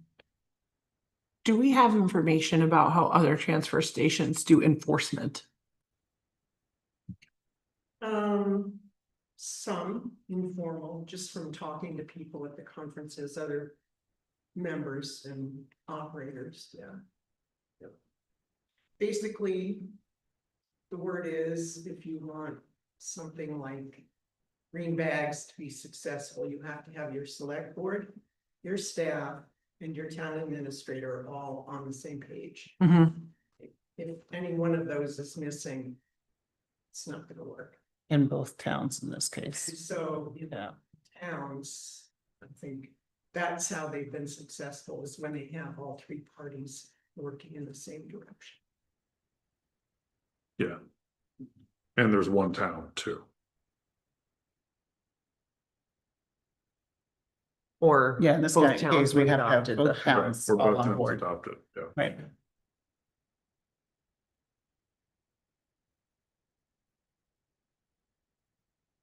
In the past, curbside pickup has been talked about. Didn't Thomas do like a bunch of number crunching at one point Very, about very that? expensive. Thomas did, although I think prior to that, It was a study. yeah. Years ago, a long yeah. time ago. Yep. I mean, it's possible. I guess we should talk about maybe reconsidering having at least, taking a fresh look at it, because it has been a long time since we've actually priced it. I mean, is there an appetite? I guess I'm trying to make our meeting not last forever Right, with them. yes. And it just Totally doesn't get seem that. like that's within the realm of possibility unless either town wants to spend a ton of money. Well, we've Clearly just just entered a stick 5-year contract too, Yeah, so. maybe Right, that's what okay, it's- so I maybe would this is try to all keep number- the scope a little more narrow if we can. So the person on the Webster board who has been most vocal about the loan terms for the cesspool cleanup, did you say that he's not on their board anymore? Not run, again, he's not on their board. Okay, Just- but we could anticipate Yeah. a question It's still- of that I'm sure. nature again. Yep. Okay, And I think our comment is, considering that we're still waiting for bid documents for this project. yeah, you know, repayment is not, yeah. Yeah, we'd like to get the thing off the ground first, and then, again, Novus is saying we'll have this done by the end of next year, but considering it was supposed to start this past spring. I think we're running a little bit behind, but we'll see. Okay, And the conversation about the term repayment doesn't happen until the project is nearing completion, then we can start, determining the actual loan amount and loan repayment terms. okay. All right, well, if anyone thinks of anything else for our list, we have a week. Shoot it my way and I'll add it to Okay. the list, but Thank I think you. this is probably a good conversation. Okay, so then next up is the fair pilot agreement, which has been a long time in the making. Seems like We we got two biggies tonight. Are we going to approve this tonight? I hope you are. Please let us. Let's do it. Yeah. Yeah, this and the community services coordinator, two big ones. Mm-hmm. Is it just these two changes? That's totally, I'm fine with both those. And I spoke with Will about the second or the first change, the one that was on his language. And he said that's fine. He was fine with So it. So we've really, been- it's just the number of tickets or bracelets. We've been negotiating for a very long time with the fair about a new agreement because our last agreement had expired years ago. And so this is sort of the fruits of everyone's labors, and we've had a lot of discussions, and because it was a negotiation, we did a lot of it in non-public, but we did have legal counsel review too, so I think we're in a good place.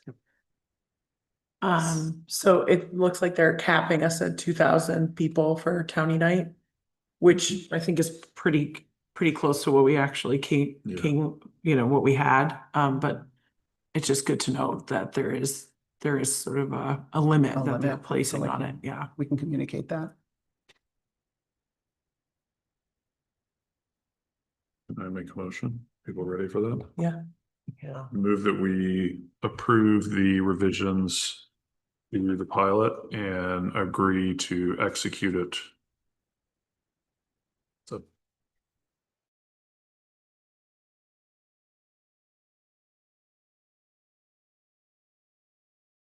Yay. So that's a 10-year agreement, but it technically is Or 2 years starts ago. 2 years ago. Great. Do you want to sign now or would you like Yes. to? Yes. Do it. And let them know that we agree. They have a board meeting on Wednesday and they asked if we were going to be through this tonight. And I said, I feel really good. I think we're going to get there. So Good job, Karen. you guys did the work. Okay. Horseshoe Pile Pulse Survey. Oh, So did you guys have a chance to read I this? did, and I have thoughts, but in light of all the other stuff we have to do, I don't want to spend too much time on this. Thank you, Vicky. You put the first draft together? Oh, well, Beverly did. So Okay. Byron sent me what he considered to be like a really skeletal set of questions. Okay. I sent it to Beverly with my thoughts, and then she actually formulated this. Okay. And she also looks at, I think, some of the minutes from our prior conversations. Okay. So that it's not just kind of synthesizing one avenue, but like trying to keep it loose enough so that if people have other ideas or if they feel strongly, Are that you it the- will come through. Keeper of this, like if we have changes we'd like to see, are you the person in charge? Beverly is the person in charge. Is that right? Well, then, He's got the. Yeah, original. I was Yeah. just the catalyst here. okay. But we're willing to modify it. Well. Oh, yeah, absolutely. Yeah, I have Yeah, some we thoughts, just wanted to um, put something on yeah. paper. I appreciate that. I think I'm gonna suggest something, an option for basically doing something that's commemorative but not involving a massive structure. Because I didn't see, I think that might be under question 4. I think what you're thinking of might be the third bullet point. Where it says I see the a kiosk. commemorative or Yeah, yeah, educational okay. plaque or kiosk could be placed at the former site of the pile. Okay, It's a little wordy. I yeah, was gonna say, Yeah. could this be truncated a little bit?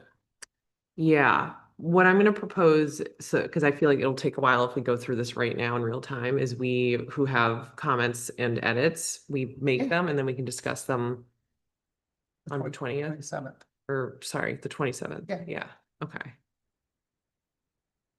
There's also one other option that I've heard floated that it doesn't reflect here, which is basically distributing the horseshoes to the townsfolk. I was gonna say I've heard that too, and also,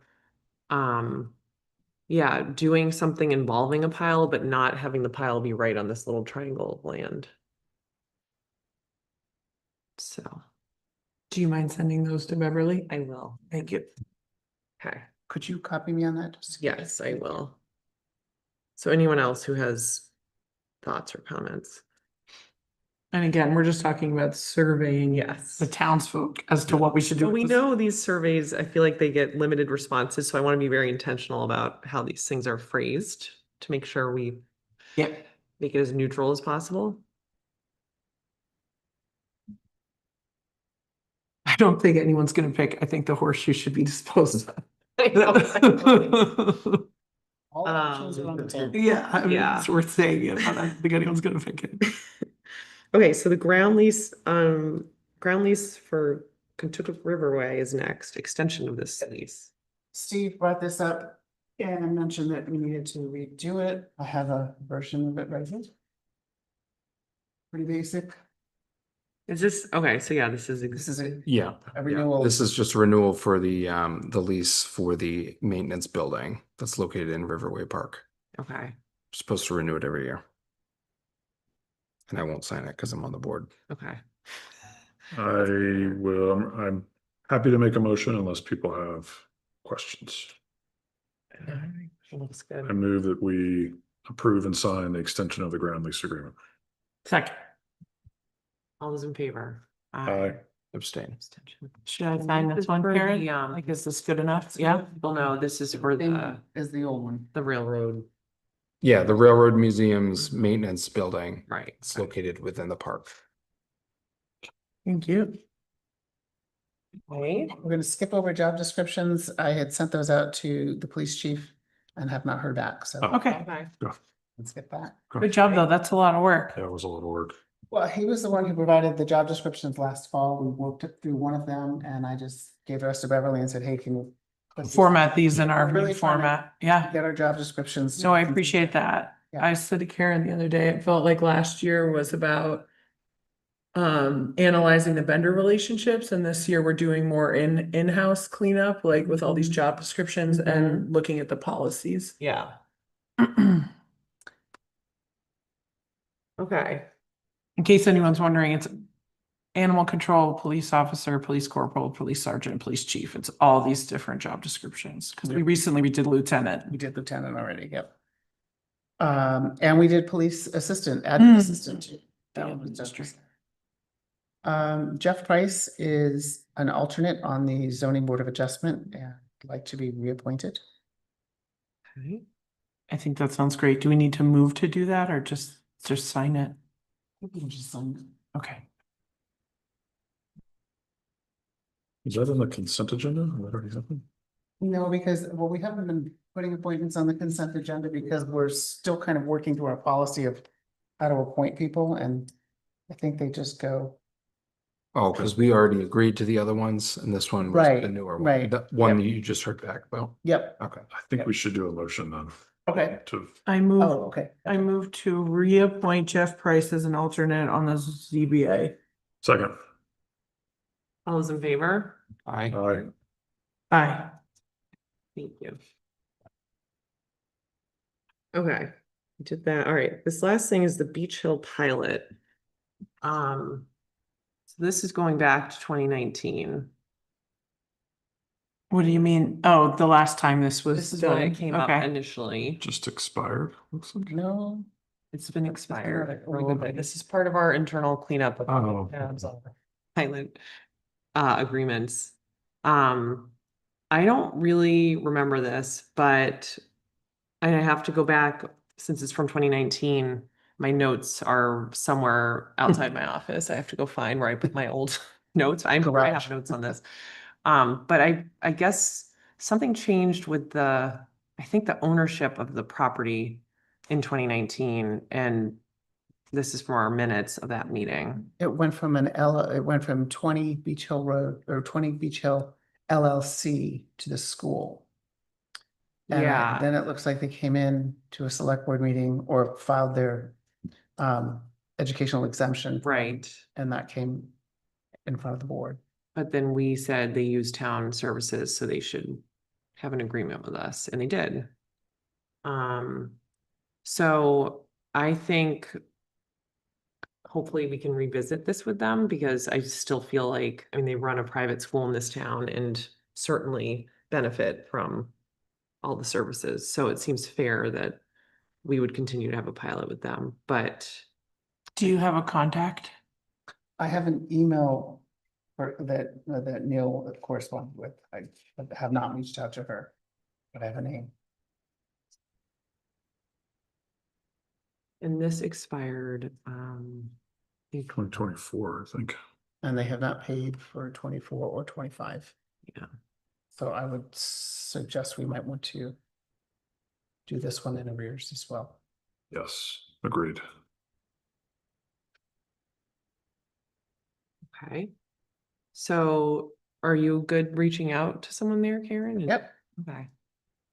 Set up a joint That's a meeting, start. invite them to come to a meeting, non-public, or do you want me to sit down and have a chat with them first? Maybe, yeah, and just Feel them out? gauge the situation. Okay. Yeah, I think that's a good start. And then I know we're looking at a couple of other pilots that are close to expiring. Actually, I think we might be in pretty good shape. Okay. Where's my list? I should have put it in there for you. I saw NFI North, but now I lost it.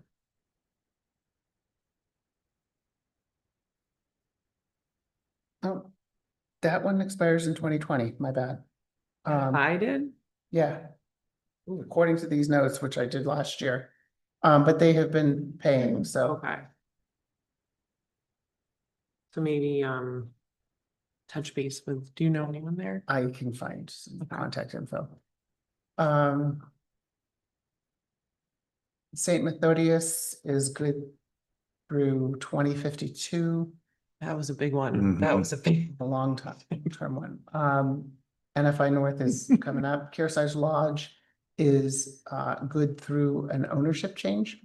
Oh, All of these have different terms. It's really interesting. Yeah. And then Beach Hill is the last one. Okay. And the fair, obviously. yeah, we can check that one off now. Kentucky Hydro, I started looking into that with Kelly, and it looks like it used to be a lease and then it went to a lease and pilot or something. So that one I need to Oh. research a little further. Okay. Didn't you just Or reviewed vice that versa. like 2 or 3 years No, ago? I I think we think we did. did, yeah. I think it was a long lease, actually. Yes, I think Okay. it was long. Like I said, I haven't Okay. Hopefully that gone was deeply into okay. this one, but yeah. I would. All right, so we'll connect Beach Hill and NFI. Yep, Okay. great.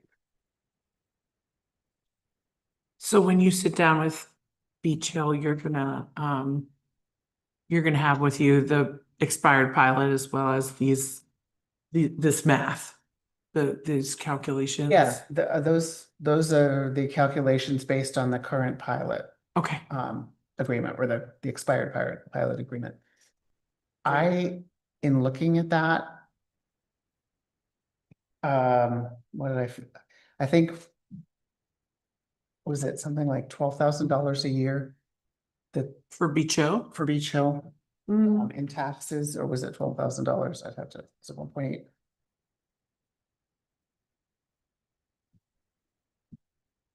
Just do a little here.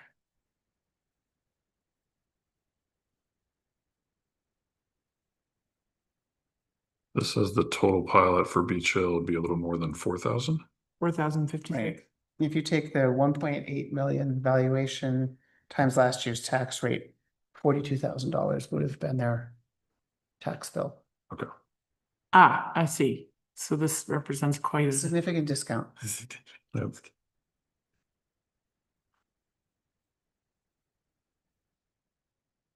As we look at all of them and sort of, you know, compare them to one another or whatever. I don't know, I wasn't part of the conversation when they came in as educationally exempt, so I Right. don't know if that's. I put the RSA in your folder too, so anyway. Okay.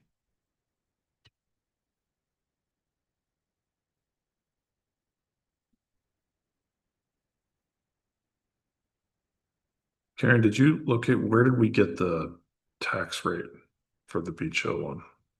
So the Beach Hill one is based on the operating budget for police, fire, and library. Yeah, Yeah, ambulance. In addition to the capital costs for those departments. okay. And so it looks like NFI is the same.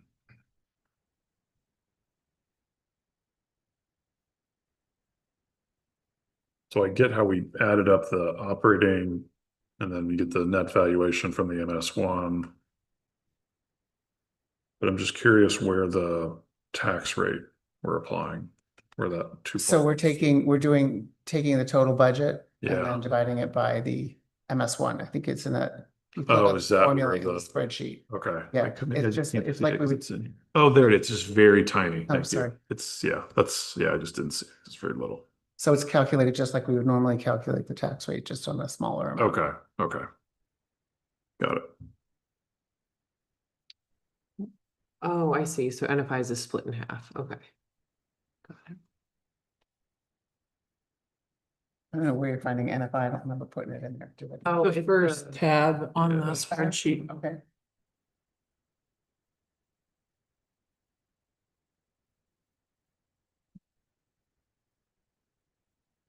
Okay. So, So yeah, if you want to start that process start with that with Beach Hill, those right? two. And if they want to come and talk to us Yeah. in non-public, then absolutely. yeah.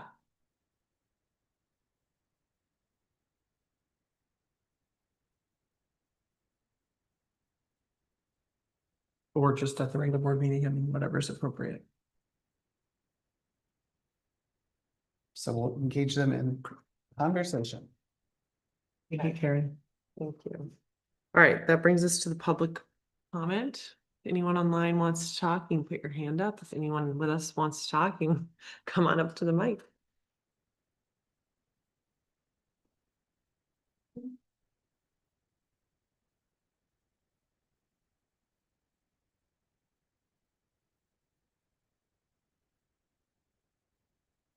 Bonnie? Bonnie Christie, 302 Smithfield Road, still, still there after all these years. I have 5 topics that I wanted to bring up, and I will try not to be too long with them. And if there are things that we can, talk about at another time, that would be fine. I just wanted to bring them up. Okay. The first one was making the Waste Reduction Committee a joint committee, and we already talked about that.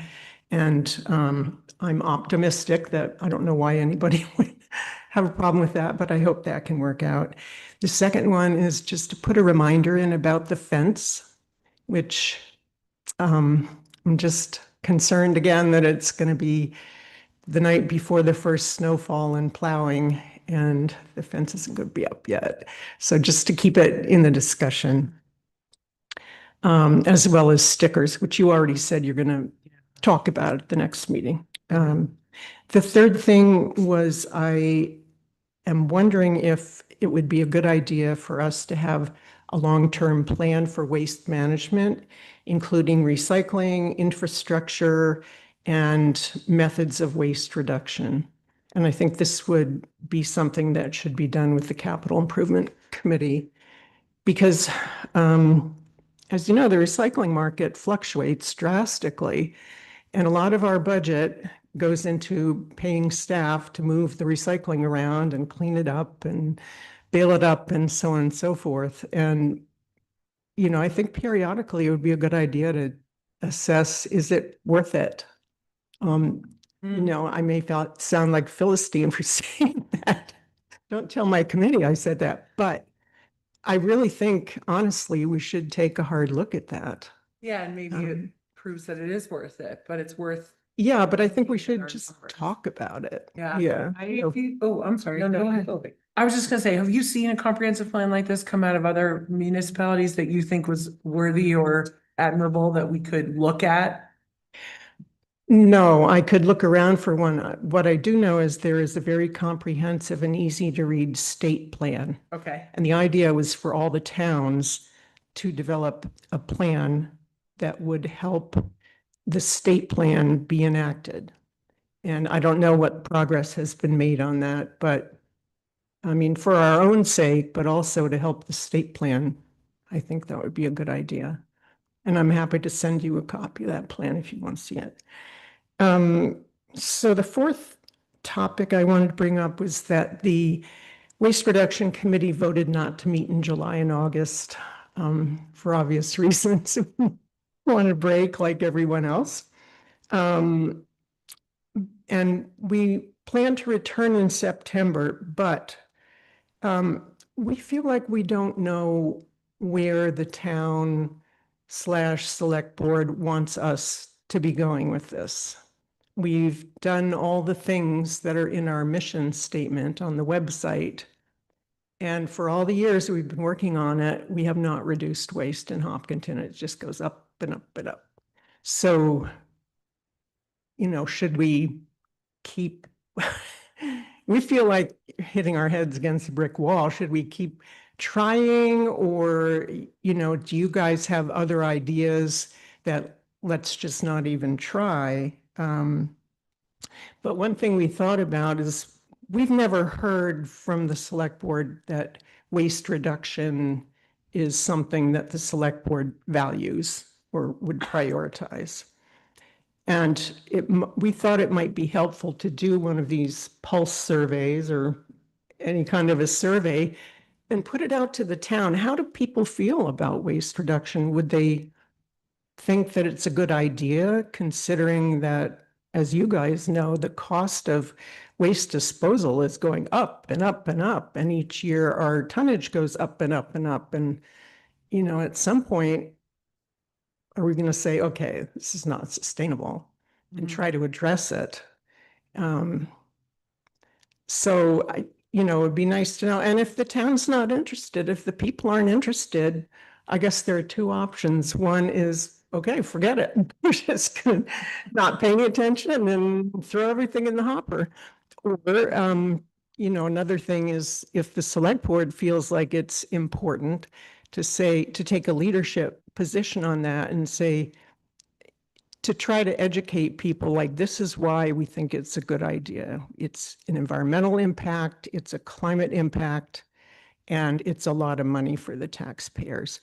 So we've had trouble with this in the past, but for these reasons, let's take a fresh look and see, if people don't like green bags or whatever, what would you like, or what would you be supportive of, so that we can get to the same end by a different means that's more palatable to people. But we just don't really know. I guess we don't want to come back in September unless we know why. Have a So good on reason. that point, I did report out to the select board after that meeting. Was it in June or May? I can't remember. May, I The one think, yeah. where I was able to attend, and did task us with this sort of bigger picture discussion around waste reduction and like what the charge is and how we Yeah. can support it and if we should support it. And so I think we're meeting in 2 weeks, but it's only gonna be 3 of us. And then I won't be here for the August meeting. So realistically, it might be the second meeting in August, or can't remember. There must be a second meeting in August, right? Yeah. Yeah. But so it is, I did update the board and I did check in with Karen on this, that it is very much on our Thank radar. you. that We need to do some things so I can then Thank report you. back to waste reduction. So yeah, it would Yeah. be August. probably 24th. August 24th. Yeah. Okay. We meet on the third Thursday of the month, so technically you have 3 weeks into September to come up with it. Would a long-term plan for waste management be something that, I mean, I know that it doesn't exist, but would you almost envision it being a chapter of the master plan? You know what I mean? I think it would be a good idea. Versus a standalone document. Yeah, I think it would be a good idea to be in there. Yeah, I mean, it's a huge part of our budget. Yes. Or roll it in. I don't know what other chapter it might logically roll into, but It might get adopted sooner if it starts out separate.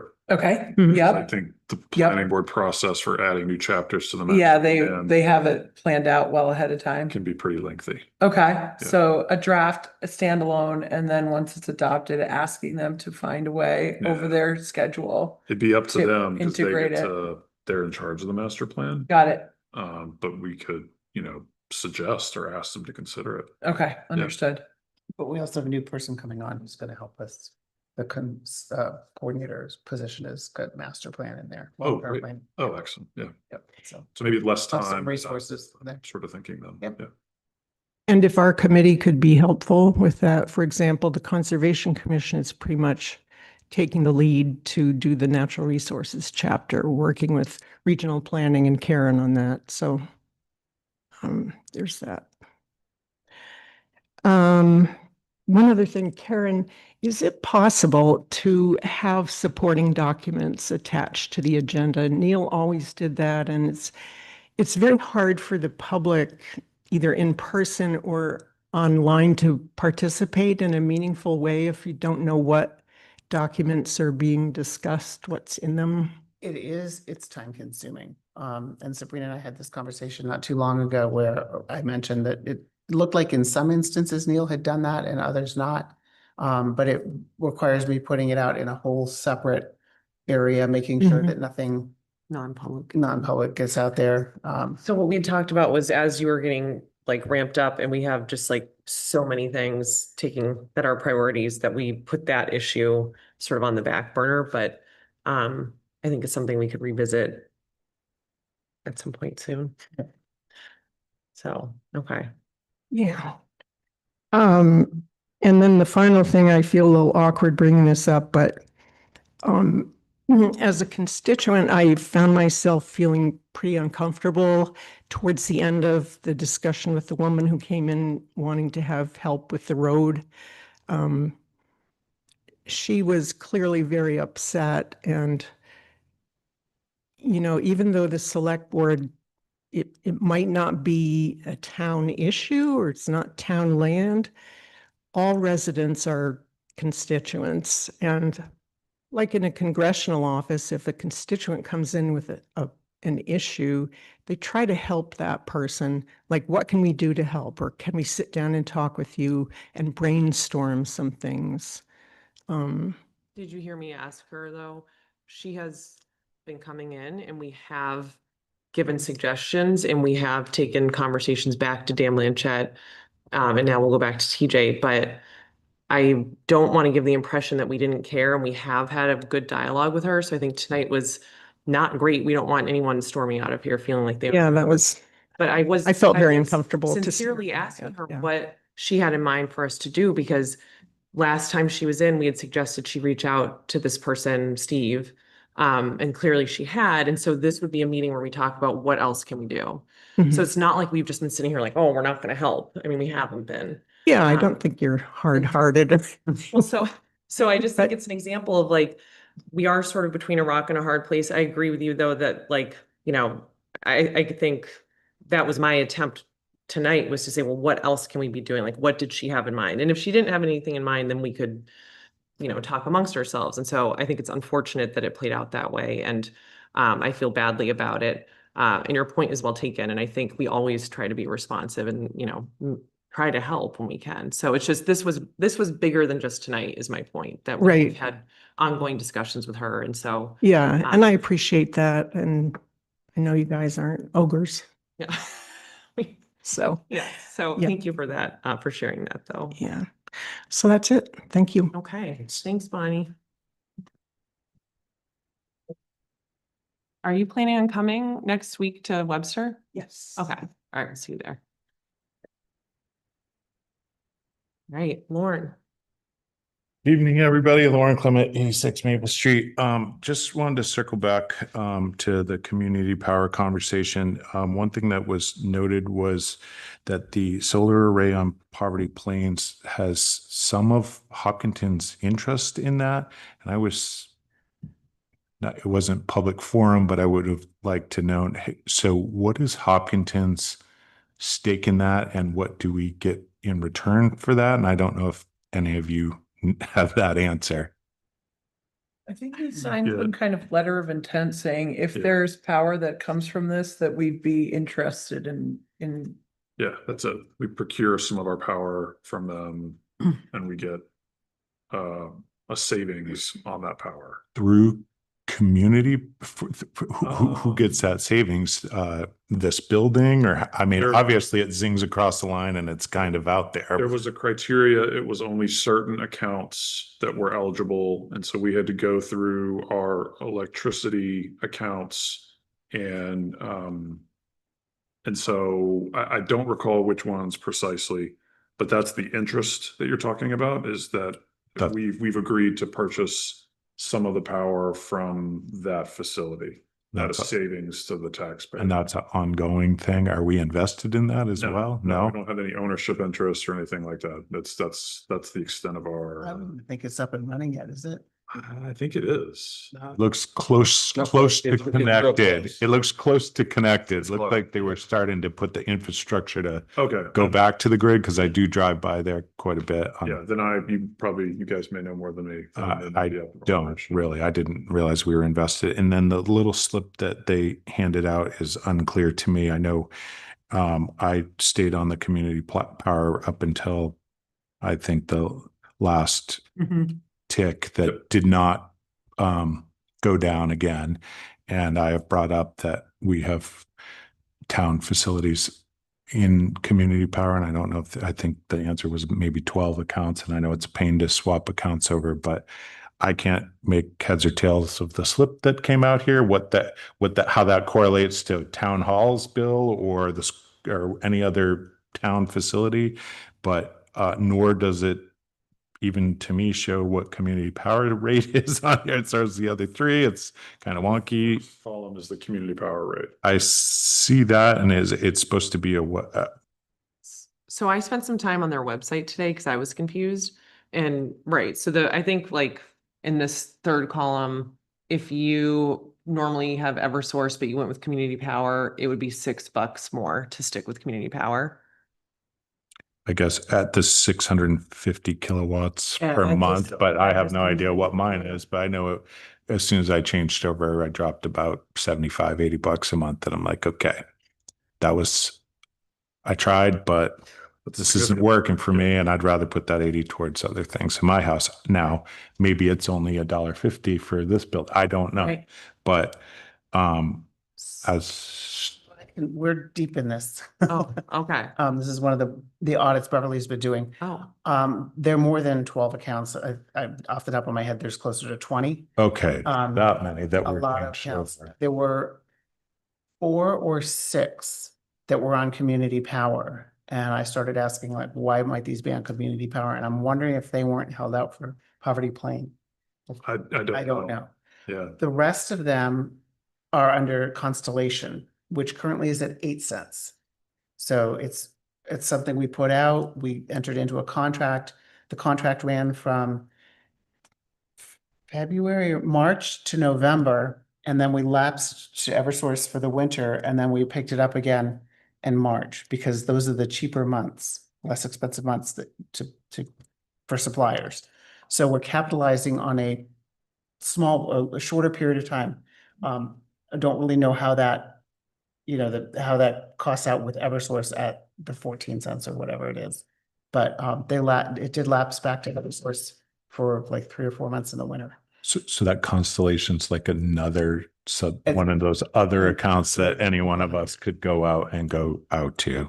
I don't. Or maybe like, it's only direct for people listening, municipality, no. right? I didn't want to start listing them because Yeah. but So that contract is up this fall, and I believe it's November, the end of November. So we are looking now for a similar opportunity. so I guess my question in simple terms is we are shopping accordingly to the best of our ability. And I mean, I get it. If a small entity is only using minimal power, it doesn't make sense to keep changing it because the rates bebop a little bit. But on a larger consumer, maybe say the library, if they're a larger consumer, to me, it would make sense to keep an eye on that because it affects our bottom line. That's all. Definitely shopping.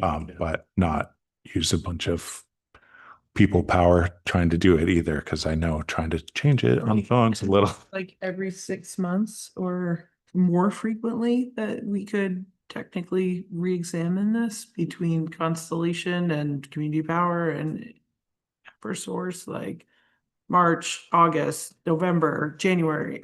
There's a lot of deadlines that Yeah. seem to be coming up. But it doesn't sound like the whole town's accounts were in Community Power and knowingly overpaying as they kept bumping up above Eversource. Is what you're saying. They've been trying to willfully be enrolled in less expensive. Okay, that's good to know. Thank you on that. Just back to the pickleball thing. No one seemed to suggest if Parks and Rec just didn't had a bye week the week of the fair instead of putting signage up and trying to police something. Because if you wanted to use the basketball court or use the skate park or use anything down there, you might run into parking issues during Fair Week. So if it is a scheduled thing through Parks and Rec, maybe just ask Paula to during Fair Week not have scheduled community rec, and that might solve someone coming from on a scheduled thing. Just something simple. Back to the support service coordinator. I've heard quite a bit of the discussion on it, but I'm still a little confused on, not fully confused, but by making a motion on it and in our current budget, supporting that position with a percentage of the year's income. To me, already the following year, we're now adding to our operating budget for that salary line alone, potentially if we keep them on. But we didn't hear what the salary was. And is there a cap on what you would do? I'm just a little curious because I know a lot of people watch adding new employees and this being one.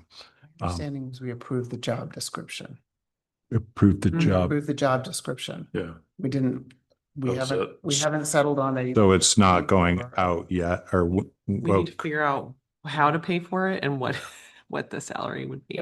okay, I want to say that even Karen was a little confused there, like, oh, wow, it went out, but we don't know what. Okay, I guess you've clarified that you haven't approved the salary. You're still trying to hone in the description of it. Yeah. And it also just seemed a little odd to me, but not that one subcommittee had say in that. But I know you reached out to the EDC chairs had say in that position, but it's not really going to be only that position. It just seemed a little odd that they're weighed in on that because you're not weighing in on what other committees. However, their charge, they're kind of at a loss without a position. So I don't know, maybe some of this gone on in non-public, but it was just from my perspective and being a budget committee member, a little unclear, I guess is the easiest way on what you were voting on. It seemed like you're supporting something that we still have gray area on. So. Yeah, it was really just supposed to be conceptually that, and I think the fact, were you, just to make sure I understand, you're saying the fact that the Community and Economic Development Committee had weighed in and had been part of the process, you were finding that strange? Sort of, yeah, because it's not going to come out of that TIF role anymore, possibly. I agree. I think there's like, this is part of the tension in discussing this, is that that committee, the history on that was that that role was to support specifically that committee. And I think part of what's come out of this is that it's no longer going to be that, because you know, there's some reasons for it, but then I think you get into this issue of like, well, then every committee should have a dedicated, you know, hired part-time staffer. So anyway, but I think it's because of that history. That's why we had the involvement of the Community and Economic Development Committee the way that we did. But yes, in terms of what we did tonight is just conceptually that job description got approved. And that was nothing against the chair of the No, EDC. And I wasn't trying to be, the way it was rolling just seemed a little, I was like, I don't feel like I have all the facts here on something you're voting on, but, and then I guess just last, the Webster meeting, will there be minutes put out on that if you're meeting over there? And do they do Zoom on that too? Do you know? Or do they at least live stream it or something? Or I feel like they don't. just was curious. And it's not, There will be minutes. not a deal breaker. I just was curious because I probably won't go over to Webster to find the location. I'm not sure where it is. Try and figure out if they post their meetings on Zoom. I mean, YouTube. Don't think there are any. No? Not very surprised. Okay. But yes, we will have minutes either way. Okay. And all the things we discuss, I assume we will also be discussing after it in length. And Bringing it amongst back to ourselves, the next yeah. meeting and discussing Yeah. it. All right, that's all. Have a good evening. Thanks for Thank you. sticking with us. Yep. Thank you. Like, Stay up to speed. We have one person online, but they have not raised their hand, so I'm gonna assume they do not wish to speak. Okay, so thank you to everyone who joined us tonight. And we have board committee updates. I was not at the last waste reduction committee meeting, but I think just. I think I missed the report from Community Power, but at the last Energy Committee meeting, that was a big topic of conversation. So other than that, I don't have anything else to report. Open space hasn't met. Okay. Anything for other? What? Oh, we got our coins. We have our Oh. commemorative coins. And I guess we should figure out how, if we just gonna Just get at. make it cute. Yeah, we can make a cute posting online saying, come see Emily and Nikaya for your commemorative point here. Pass one down. I really appreciate everyone's support on this little endeavor. I think it'll be nice for people. very cute. And it'll be a nice reason to come and see the town clerk, maybe, you know? Hi. As long as we can do it in a way that they're comfortable with. Thanks for It's doing this. Nicaea, right? Emily and Nicaea? Yep. Excellent. Yep. Excellent. Is that, how many coins are in there? 3,000. Love it. Spent $520. Okay. And they say 1776 to 2026, United States celebrates 250 years, and they have the town seal on the reverse side. Mhm. Very well done. Thanks. Did you draw that? Town hall? No, she sent me the, It's your letterhead. I love it. she sent it. Very to me. cute. Yeah. Yeah, they took out, I think the graphic designer said the people who printed it took out the lower text because it wouldn't fit. Yeah. Okay. Anything for other? All right, I think we have one non-public. Do we? Have a non-public? Okay, so one non-public, and I don't know what it's going under. Personnel now. Personnel. Thank you, Lauren. Thanks for being here. Yeah, sorry, I had to run over to the backside. and- Oh, okay. Oh, I see it now, sorry. Yeah. Okay, so I'll move, we go into non-public under 91A32A personnel. And afterwards, we will adjourn and not conduct any other business. Second. So roll call vote. Vicky? Yes. Steven? Yes. Yes? Yes. Okay, thanks to everyone who joined.